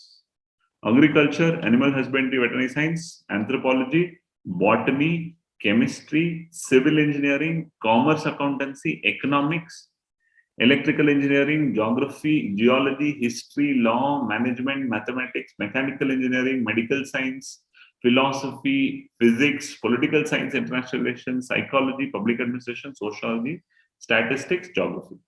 It bittu literature subjects kuda tagonbodu, any of these literature subjects, right? Karnatakadoru agidira tumba jana kannada tagonbodu, English literature ನಾನು ಓದಿದ್ದೀನಿ sir, English ತಗೊಂಬೋದು, Hindi ನಾನು ಓದಿ ಹಿಂದಿ ತಗೊಂಬೋದು, it's your choice, right? ಈ ರೀತಿ ನಾವು okay. ಇಲ್ಲಿಂದ ನಾನೀಗ ಶಾರ್ಟ್ ಲಿಸ್ಟ್ ಮಾಡಬೇಕು. ಹೇಗೆ ಶಾರ್ಟ್ ಲಿಸ್ಟ್ ಮಾಡಲಿ, ರೈಟ್?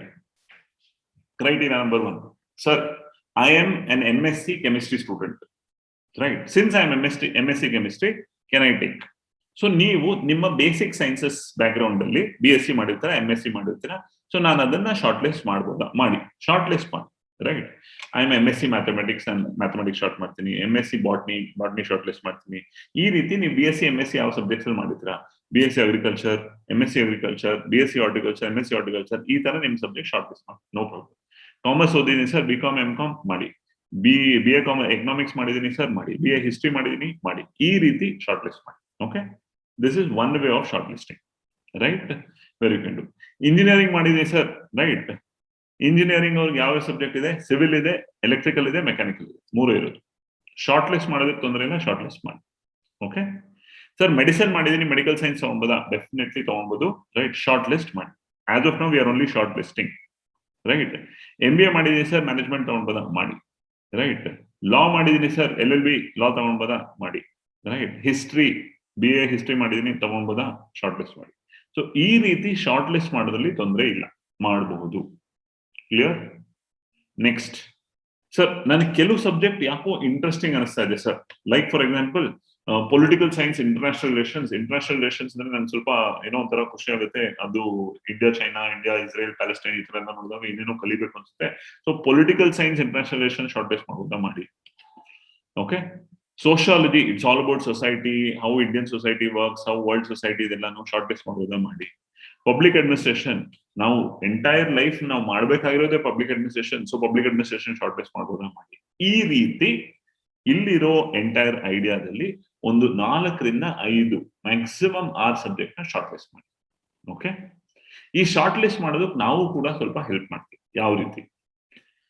ಲಿಟ್ರೇಚರ್ ಸಬ್ಜೆಕ್ಟ್ಸ್, ನಿಮಗೆ Kannada literature, complete Kannada medium ಓದಿದ್ದೀನಿ ಸರ್, ನಾನು ಕನ್ನಡ ಲಿಟ್ರೇಚರ್ ತುಂಬಾ ಎಫೆಕ್ಟಿವ್ ಆಗಿ ಕಲಿಯೋ ಇಂಟ್ರೆಸ್ಟ್ ಇದೆ, ಕನ್ನಡ ನನ್ನ ಬರವಣಿಗೆನೂ ತುಂಬಾ ಚೆನ್ನಾಗಿದೆ, ಚೆನ್ನಾಗಿ ಮಾಡ್ತೀನಿ, ಕನ್ನಡ ತಗೊಂಬೋದಾ? ಅದನ್ನು ಕೂಡ ಶಾರ್ಟ್ ಲಿಸ್ಟ್ ಮಾಡಿ. ಈ ರೀತಿ ಶಾರ್ಟ್ ಲಿಸ್ಟ್ ಮಾಡಿದ್ರ what is that we will help you.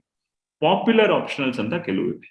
Popular optionals like for example public administration, okay, anthropology, geography, psychology, sociology, political science, history, literature. These are some of the popular options, right? How do we say they are popular? ಪ್ರತಿ ವರ್ಷ exam ಬರೆಯೋ 10 ರಿಂದ 15,000 ಜನ mains ಬರೆಯೋದ್ರಲ್ಲಿ maximum 80-85% ಈ optionals ಇಂದ ಇರ್ತಾರೆ, right? So these R popular, right? So ಆ ದೃಷ್ಟಿಕೋನದಿಂದ the amount of sources available, coaching available, the amount of expertise that you get when you study is high when you take these subjects. So ಇವನ್ನು ಕೂಡ ಮನಸ್ಸಲ್ಲಿ ಇಟ್ಕೊಳ್ಳಿ. Okay, so short list ಮಾಡುವಾಗ ಈ ವಿಷಯಗಳನ್ನು ಕೂಡ ಮನಸ್ಸಲ್ಲಿ ಇಟ್ಕೊಂಡು ಶಾರ್ಟ್ ಲಿಸ್ಟ್ ಮಾಡಿ. Clear? These are popular. So popular optionals are one idea based on which you can shortlist. Next, unconventional choices like mathematics, very interested. Engineering subjects, I'm a mechanical engineer, I'm a civil engineer, I'm an electrical engineer. Commerce, because you are BCom, MCom. Management, because you have studied. Law, because you have studied. Basic sciences, like we taught of physics, chemistry, maths, biology, with botany, zoology, atara, because you have studied. Ee riti shortlist madbeka ಮಾಡಿ. Right? These are some things based on which you can shortlist. After you shortlist, first thing, syllabus. Second thing, last 3 years question papers. Next, orientations. Right? Now, yes, I am MSc Mathematics. Right? But I have studied MSc Mathematics in Bangalore University, Gulbarga University, Shimoga University, or this. But what I have studied UPSC ಅಲ್ಲಿ ಏನ್ syllabus ಇದೆಯೋ ಅದಕ್ಕೂ ಇರೋ ವ್ಯತ್ಯಾಸ. ನೀವು MSc mathematics ಓದಿರೋದ್ರಲ್ಲಿ ನೀವು ಕಲ್ತಿರೋದಕ್ಕೂ UPSC ತನ್ನ syllabus ಅಲ್ಲಿ ಕೊಟ್ಟಿರೋ ಪೇಪರ್ 1 ಪೇಪರ್ 2 ಅಲ್ಲಿ ಕೊಟ್ಟಿರೋ ಸಿಲೆಬಸ್ಗೂ ರೈಟ್ ತಾಳೆ ಹಾಕಿ compare.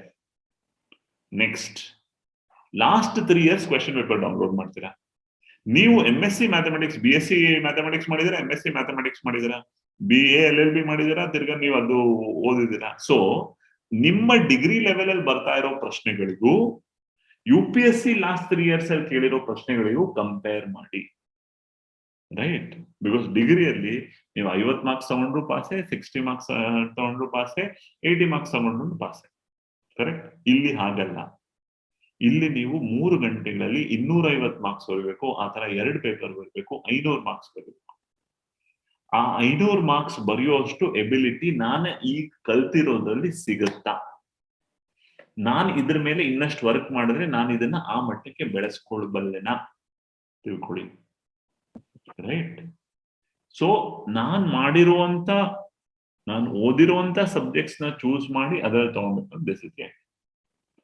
Okay, after that we will give you orientation. Right? So when we will give you orientation, we will give you step-by-step orientation. Number 1. Right? Pratyobru teacher.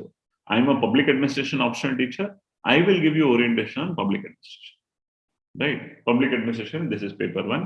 This is paper 2. This is the syllabus of paper 1. This is the syllabus of paper 2. In this paper 1, in this syllabus, this is what we study. This is the breakup. This is how questions are coming. Right? Paper 1 is theoretical. ಅದರಲ್ಲಿ ಈ ತರ theories ಬರುತ್ತೆ. ಈ ತರ ನೀವು administration ಕಲಿತೀರಾ. ಈ understanding ನಿಮ್ಗೆ ಈ ತರ ಅರ್ಥ ಆಗುತ್ತೆ. ಇದು ಅರ್ಥ ಆದಾಗ ನಿಮ್ಗೆ ಈ ತರ ಕ್ವೆಶನ್ಸ್ ಬರುತ್ತೆ. This is how it is broken up nicely. ಇದನ್ನ ಕಲಿಯುವಾಗ ನೀವು ಈ ರೀತಿ ಶ್ರದ್ಧೆಯಿಂದ ಕಲಿಬೇಕು. ಕೆಲವು ಸತಿ ನಿಮ್ಗೆ ಈ ವಿಷಯಗಳು ಅರ್ಥ ಆಗಲ್ಲ, ಬಟ್ ನಾವು ಈ ರೀತಿ ನಿಮ್ಗೆ ಅರ್ಥ ಮಾಡಿಸ್ತೀವಿ. ಈ ರೀತಿ ನಾವು ನಿಮ್ಗೆ ಎಕ್ಸ್ಕ್ಲೂಸಿವ್ 1 ಕ್ಲಾಸ್ ತಗೊಂಡು ಆಪ್ಷನಲ್ ಓರಿಯಂಟೇಶನ್ ಮಾಡ್ತೀವಿ.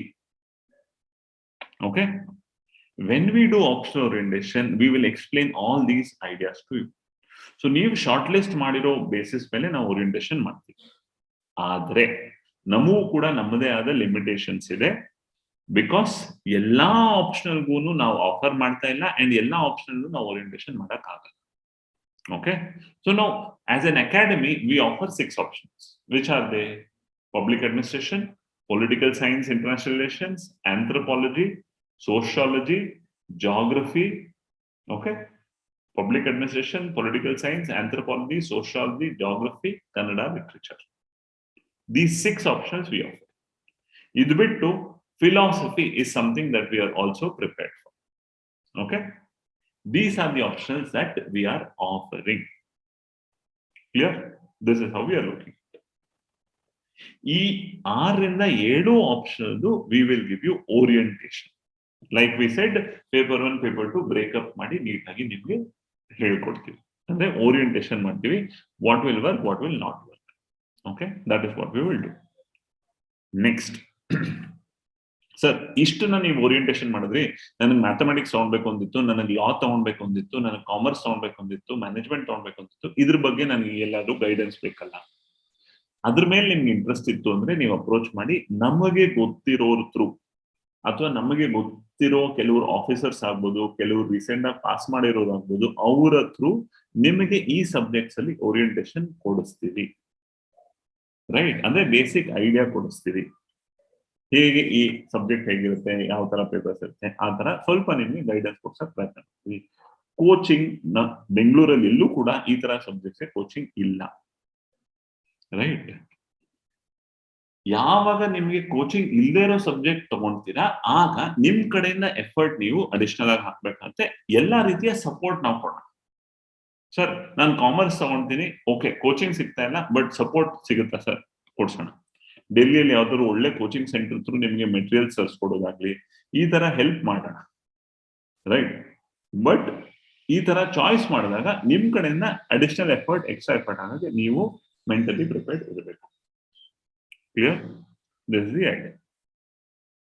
Okay, so this is the short list and these are some unconventional choices. Clear?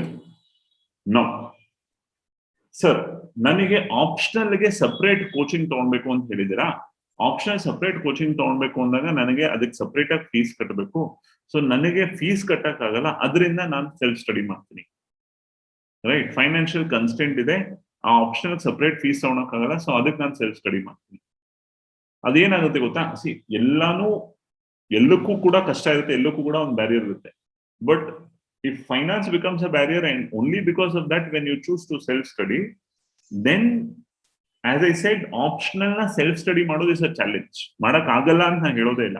Right, ಯಾವುದೇ ಒಬ್ಬ ಮನುಷ್ಯ ಕೂಡ ಛಲಗಾರ ನಿಂತ ಅಂತಂದ್ರೆ ಅವ್ನು ಮೌಂಟ್ ಎವರೆಸ್ಟ್ ಕೂಡ ಹತ್ತಿಳಿತಾನೆ, ಮೌಂಟ್ ಎವರೆಸ್ಟ್ ನ ಹಿಂಭಾಗದಲ್ಲೂ ಹತ್ತಾನೆ. ಸೊ ಆ ರೀತಿ ನೀವು ಛಲ ಮಾಡಿ ನಿಂತ್ರಿ ಅಂತಂದ್ರೆ ನೀವು ಆಪ್ಷನಲ್ ಸೆಲ್ಫ್ ಸ್ಟಡಿ ಮಾಡ್ಬೋದು, ಬಟ್ ಕಷ್ಟ ಇದೆ. ಫೈನಾನ್ಸ್ ಒಂದೇ ಕಾರಣದಿಂದ ನಾನು ಆಪ್ಷನಲ್ ಸೆಲ್ಫ್ ಸ್ಟಡಿ ಮಾಡ್ತೀನಿ ಅನ್ನೋರು 1-2 ಸತಿ ಮತ್ತೆ ಯೋಚನೆ ಮಾಡಿ ಡಿಸ್ಕಸ್ ಮಾಡಿ ನಮ್ ಜೊತೆ ಕೂಡ. ಓಕೆ, ಆ ದೃಷ್ಟಿಕೋನದಿಂದ ಆಪ್ಷನಲ್ ಚಾಯ್ಸ್ ಬಗ್ಗೆನೂ ಡಿಸ್ಕಸ್ ಮಾಡಿ. ಕ್ಲಿಯರ್? ಇದೆಲ್ಲ ಆದ್ಮೇಲೆ ಯಾವ ಆಪ್ಷನಲ್ ತಗೊಂತೀರ ಅನ್ನೋದನ್ನ ಡಿಸೈಡ್ ಮಾಡಿ. ಡಿಸಿಷನ್ ಮಾಡುವಾಗ ನಿಮ್ಮ ಎಲ್ಲಾ ಕಷ್ಟಗಳನ್ನು, ನಿಮಗೆ ಇರೋ ಎಲ್ಲಾ ಕನ್ಫ್ಯೂಷನ್ ಗಳನ್ನ ಡಿಸ್ಕಸ್ ಮಾಡಿ open. Right, any of your mentors ಯಾರ ಜೊತೆ ಆದ್ರೂ, ಅಕಾಡೆಮಿಯಲ್ಲಿ ಯಾರ ಜೊತೆ ಆದ್ರೂ ಓಪನ್ ಆಗಿ ಡಿಸ್ಕಸ್ ಮಾಡಿ. ಓಕೆ, ನನಗೆ ಈ ತರ ಅನಿಸ್ತಾ ಇದೆ, ಹೀಗೆ ಅನಿಸ್ತಾ ಇದೆ, ಇದನ್ನ ಈ ತರ ಯೋಚನೆ ಮಾಡ್ಬೇಕು ಅನಿಸ್ತದೆ, ನೀವೇನ್ ಹೇಳ್ತೀರಾ ಅಂತ ಓಪನ್ ಆಗಿ ಡಿಸ್ಕಸ್ ಮಾಡಿ. ಡಿಸ್ಕಸ್ ಮಾಡಿದಾಗ ನಿಮಗೆ ಅನ್ಸೋ ಬೇಸಿಸ್ ಮೇಲೆ ಆಪ್ಷನ್ ಚಾಯ್ಸ್ ಮಾಡಿ.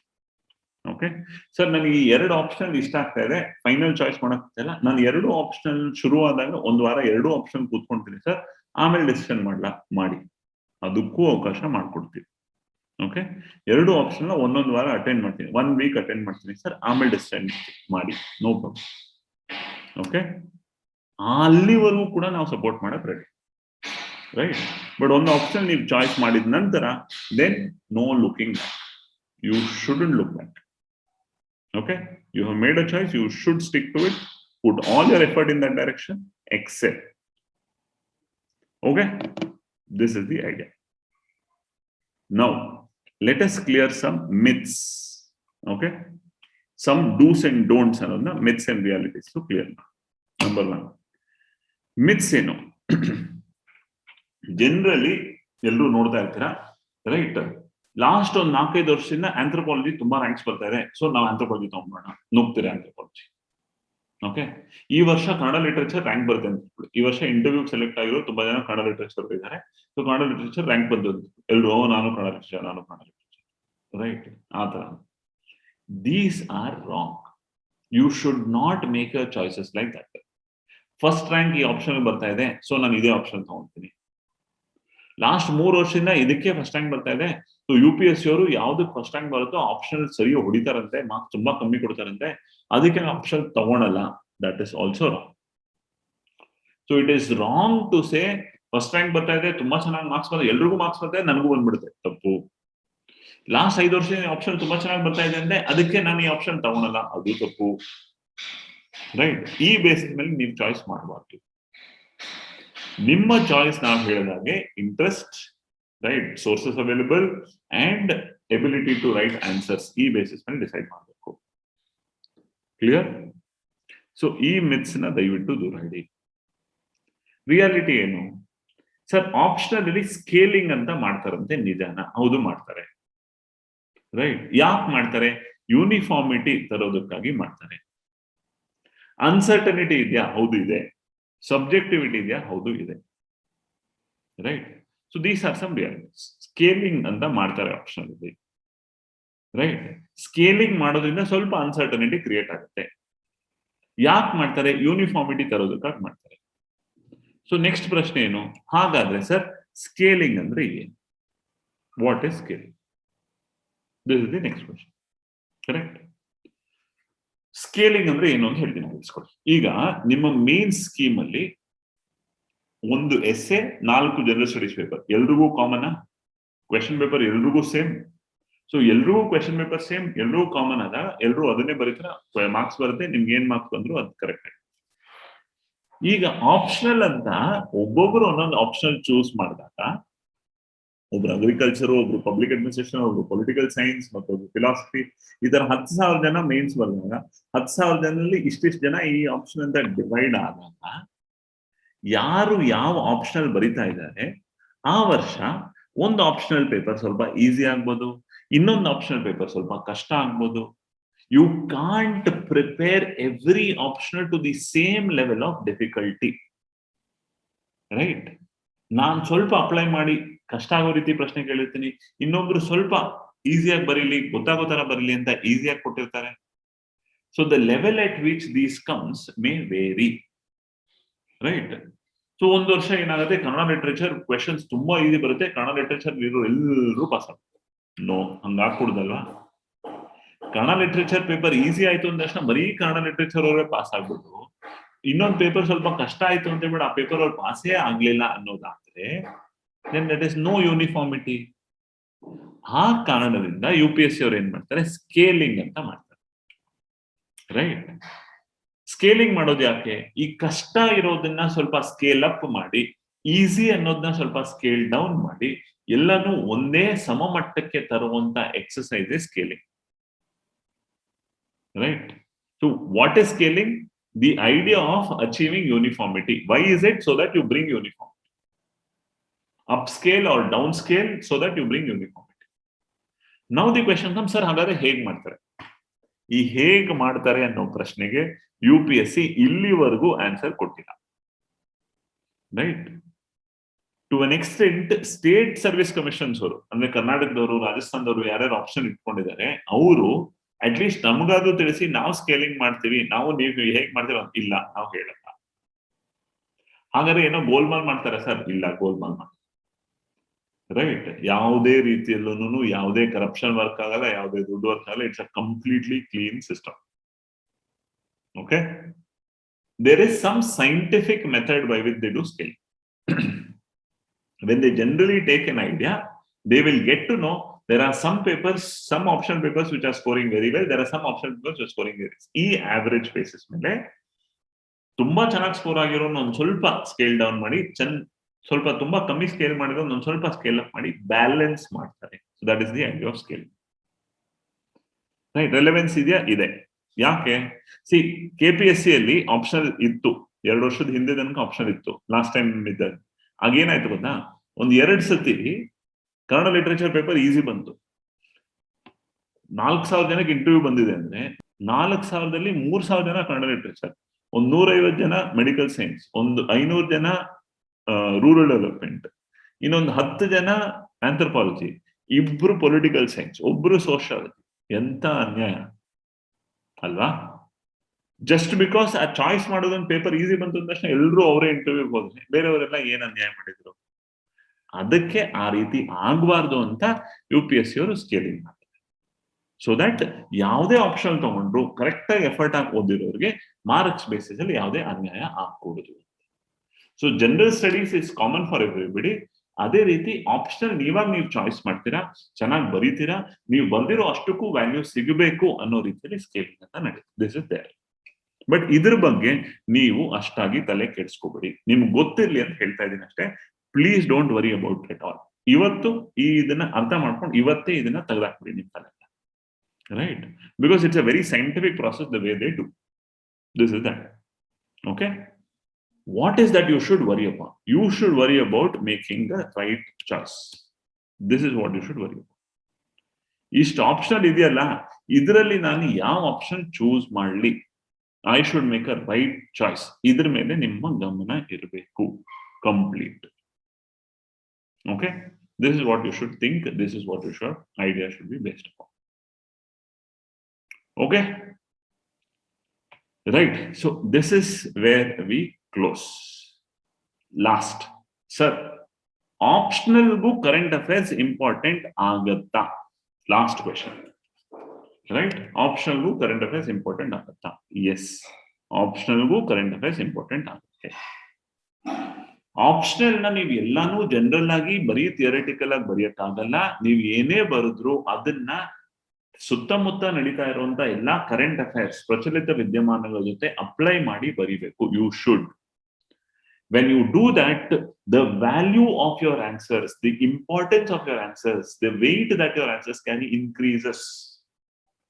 When you justify your answers with very good current affairs, recent developments, and when you justify your answers with reports, ARC reports, economic survey, budget, when you justify your answers with these ideas, when you substantiate your answers very nicely, the marks that you score will be higher. So current affairs does become important. So once you choose your optional, when you are studying your current affairs, you should also keep your optional in mind, and on that basis study. Right? ನಾನು public administration choose ಮಾಡಿದೀನಿ. So news paper ಅಲ್ಲಿ governance ಬಗ್ಗೆ ಏನಾದ್ರು ಬಂತು, state government central government ಬಗ್ಗೆ ಏನಾದ್ರು ಬಂತು, polity related ಏನಾದ್ರು ಬಂತು, ಬ್ಯೂರೋಕ್ರಸಿ ಬಗ್ಗೆ ಏನಾದ್ರು ಬಂತು, I will B studying that because I can apply that in GS paper 2 also, I can apply that in public administration also. I have chosen political science international relations, so international relations ಏನಾದ್ರು ಬಂತು ಅದನ್ನ ನಾನು ಆಪ್ಷನ್ಗೂ apply ಮಾಡ್ಬೋದು ಅಂತ ಯೋಚನೆ. So current affairs plays a very important role. So in the idea of newspaper reading, notes making, you should also keep optionals in the idea. Okay, this is how you should take. Clear? Last, sir, there are some online guidance for optional. Like there is a very famous teacher in Delhi who does online coaching for optional. So ee tara kelu famous teachers online coaching kodtare. Unacademy ee tara kelu online platforms ide, alli online coaching kodtare. Can I choose them? Right question. Now some of them in Delhi who offer online coaching are extremely costly, and Delhi ಇಂದ ಈ ತರ ಕೊಡೋರು ಎಲ್ಲರೂ ಕೂಡ personal touch ತುಂಬಾ ಕಮ್ಮಿ, because for them it is 400-500 ಜನ ಒಂದು ಬ್ಯಾಚ್, ಅದ್ರಲ್ಲಿ ನೀವು ಒಬ್ರು ಅನ್ನೋ ರೀತಿ ಮಾಡ್ತಾ ಇರ್ತಾರೆ. ಪರ್ಸನಲ್ ಟಚ್ ಇರಲ್ಲ, ಪರ್ಸನಲ್ ಗೈಡೆನ್ಸ್ ಸಿಗಲ್ಲ, ನಿಮಗೆ ಬೇಕಾಗಿರುವಂತ ಸಪೋರ್ಟ್ ಸಿಗಲ್ಲ. So that is something you should be very careful about, right? Second, free ಆಗಿ ಯಾರಾದ್ರೂ ಈ ತರ ಮಾಡ್ತಾ ಇರುವಾಗ ನೀವು ತಗೊಬಹುದು, ಎಷ್ಟಾಗುತ್ತೋ ಅಷ್ಟು ಸಪೋರ್ಟ್ ತಗೊಬಹುದು, ಬಟ್ ಎಕ್ಸಾಮ್ಗೆ ನಿಮಗೆ ಎಷ್ಟು ಬೇಕೋ ಆ ರೀತಿ ನಿಮ್ಗೆ ಹೆಲ್ಪ್ ಆಗುತ್ತಾ? Probably that is one thing you should think about. Okay, this is some things that you should keep in mind. Okay, so this is all that I had to offer to you as part of what is optional understanding and optional guidance as such. Okay, right? Ishtu optional andre ಏನು, ಹೇಗೆ, ಯಾವ basis ಮೇಲೆ ನೀವು optional choose ಮಾಡಬೇಕು ಅಂತ ನಾನು ಹೇಳಿದೆ. Okay sir, optional ತೆಗಿತಾರಂತೆ, ಹೌದಾ? ತೆಗಿಲೂಬಹುದು, ತೆಗಿದೇನೆ ಇರ್ಬೋದು. ಓಕೆ, ಸದ್ಯಕ್ಕಂತೂ ಆಪ್ಷನಲ್ ಇದೆ, ಮುಂದಿನ 2 ವರ್ಷ 3 ವರ್ಷ ಅಂತೂ ಆಪ್ಷನಲ್ ಇರುತ್ತೆ. ಆಪ್ಷನಲ್ ತೆಗಿತಾರೆ ಅಂದ್ರೆ ಅಟ್ಲೀಸ್ಟ್ 1 ವರ್ಷ ನಿಮಗೆ ಹೇಳ್ತಾರೆ, ಅಲ್ಲಿವರೆಗೂ ನೀವು ಓದ್ಲೇಬೇಕು. ಸೊ ಆಪ್ಷನ್ ನೀವು ತಗೊಂಡ್ಲೇಬೇಕು. ನಾವೆಲ್ಲ ಹೇಗಿತ್ತು ಗೊತ್ತಾ, ನಾವು ಓದಕ್ ಶುರು ಮಾಡಿದಾಗ 2 ಆಪ್ಷನ್ ಇತ್ತು. ಓಕೆ, ಐ ಮೀನ್ ಅಟ್ಲೀಸ್ಟ್ ನಮಗಿಂತ ಮುಂಚೆ ಓದಕ್ ಶುರು ಮಾಡಿ 2009-10 ಓದಕ್ ಶುರು ಮಾಡಿದ್ದವರು ಅವ್ರು ಪ್ರಿಲಿಮ್ಸ್ಗೂ ಆಪ್ಷನ್ ಓದ್ಬೇಕಾಯ್ತು. 12ಕ್ಕೆ ಬಂದಾಗ ಪ್ರಿಲಿಮ್ಸ್ ಬಿಟ್ಟು ಬರೀ ಮೇನ್ಸ್ಗೆ ನಾವು ಓದಕ್ ಶುರು ಮಾಡಿದಾಗ 2 ಮೇನ್ಸ್ಗೆ 2 ಆಪ್ಷನ್ ಇತ್ತು. ನಾವು ಕಂಟಿನ್ಯೂ ಮಾಡಿದ್ವಿ 2013 ವರ್ಷಗಳ ಆಪ್ಷನ್ 2ರಿಂದ 1 ಆಪ್ಷನ್. ಸೊ ಯಾವಾಗೋ ಮುಂದೆ ಇನ್ನೊಂದು 5 ವರ್ಷಕ್ಕೋ 10 ವರ್ಷಕ್ಕೋ ಆಪ್ಷನ್ ಕಂಪ್ಲೀಟ್ ಆಗಿ ತೆಗಿಬಹುದು ಅನ್ನೋ ಸಂಭವ ಇದೆ. ಇವಾಗ KPSC ಅಲ್ಲಿ ಕಂಪ್ಲೀಟ್ ಆಪ್ಷನ್ ತೆಗೆದಾಕ್ಬಿಟ್ಟಿದ್ದಾರೆ. ಸೊ UPSC ಅಲ್ಲಿ ತೆಗಿಬಹುದು ಅನ್ನೋ ಸಂಭವ ಇದೆ. ಆ ಒಂದು ರೆಕಮೆಂಡೇಶನ್ ಸಾಕಷ್ಟು ದಿನಗಳಿಂದ ಪೆಂಡಿಂಗ್ ಇದೆ.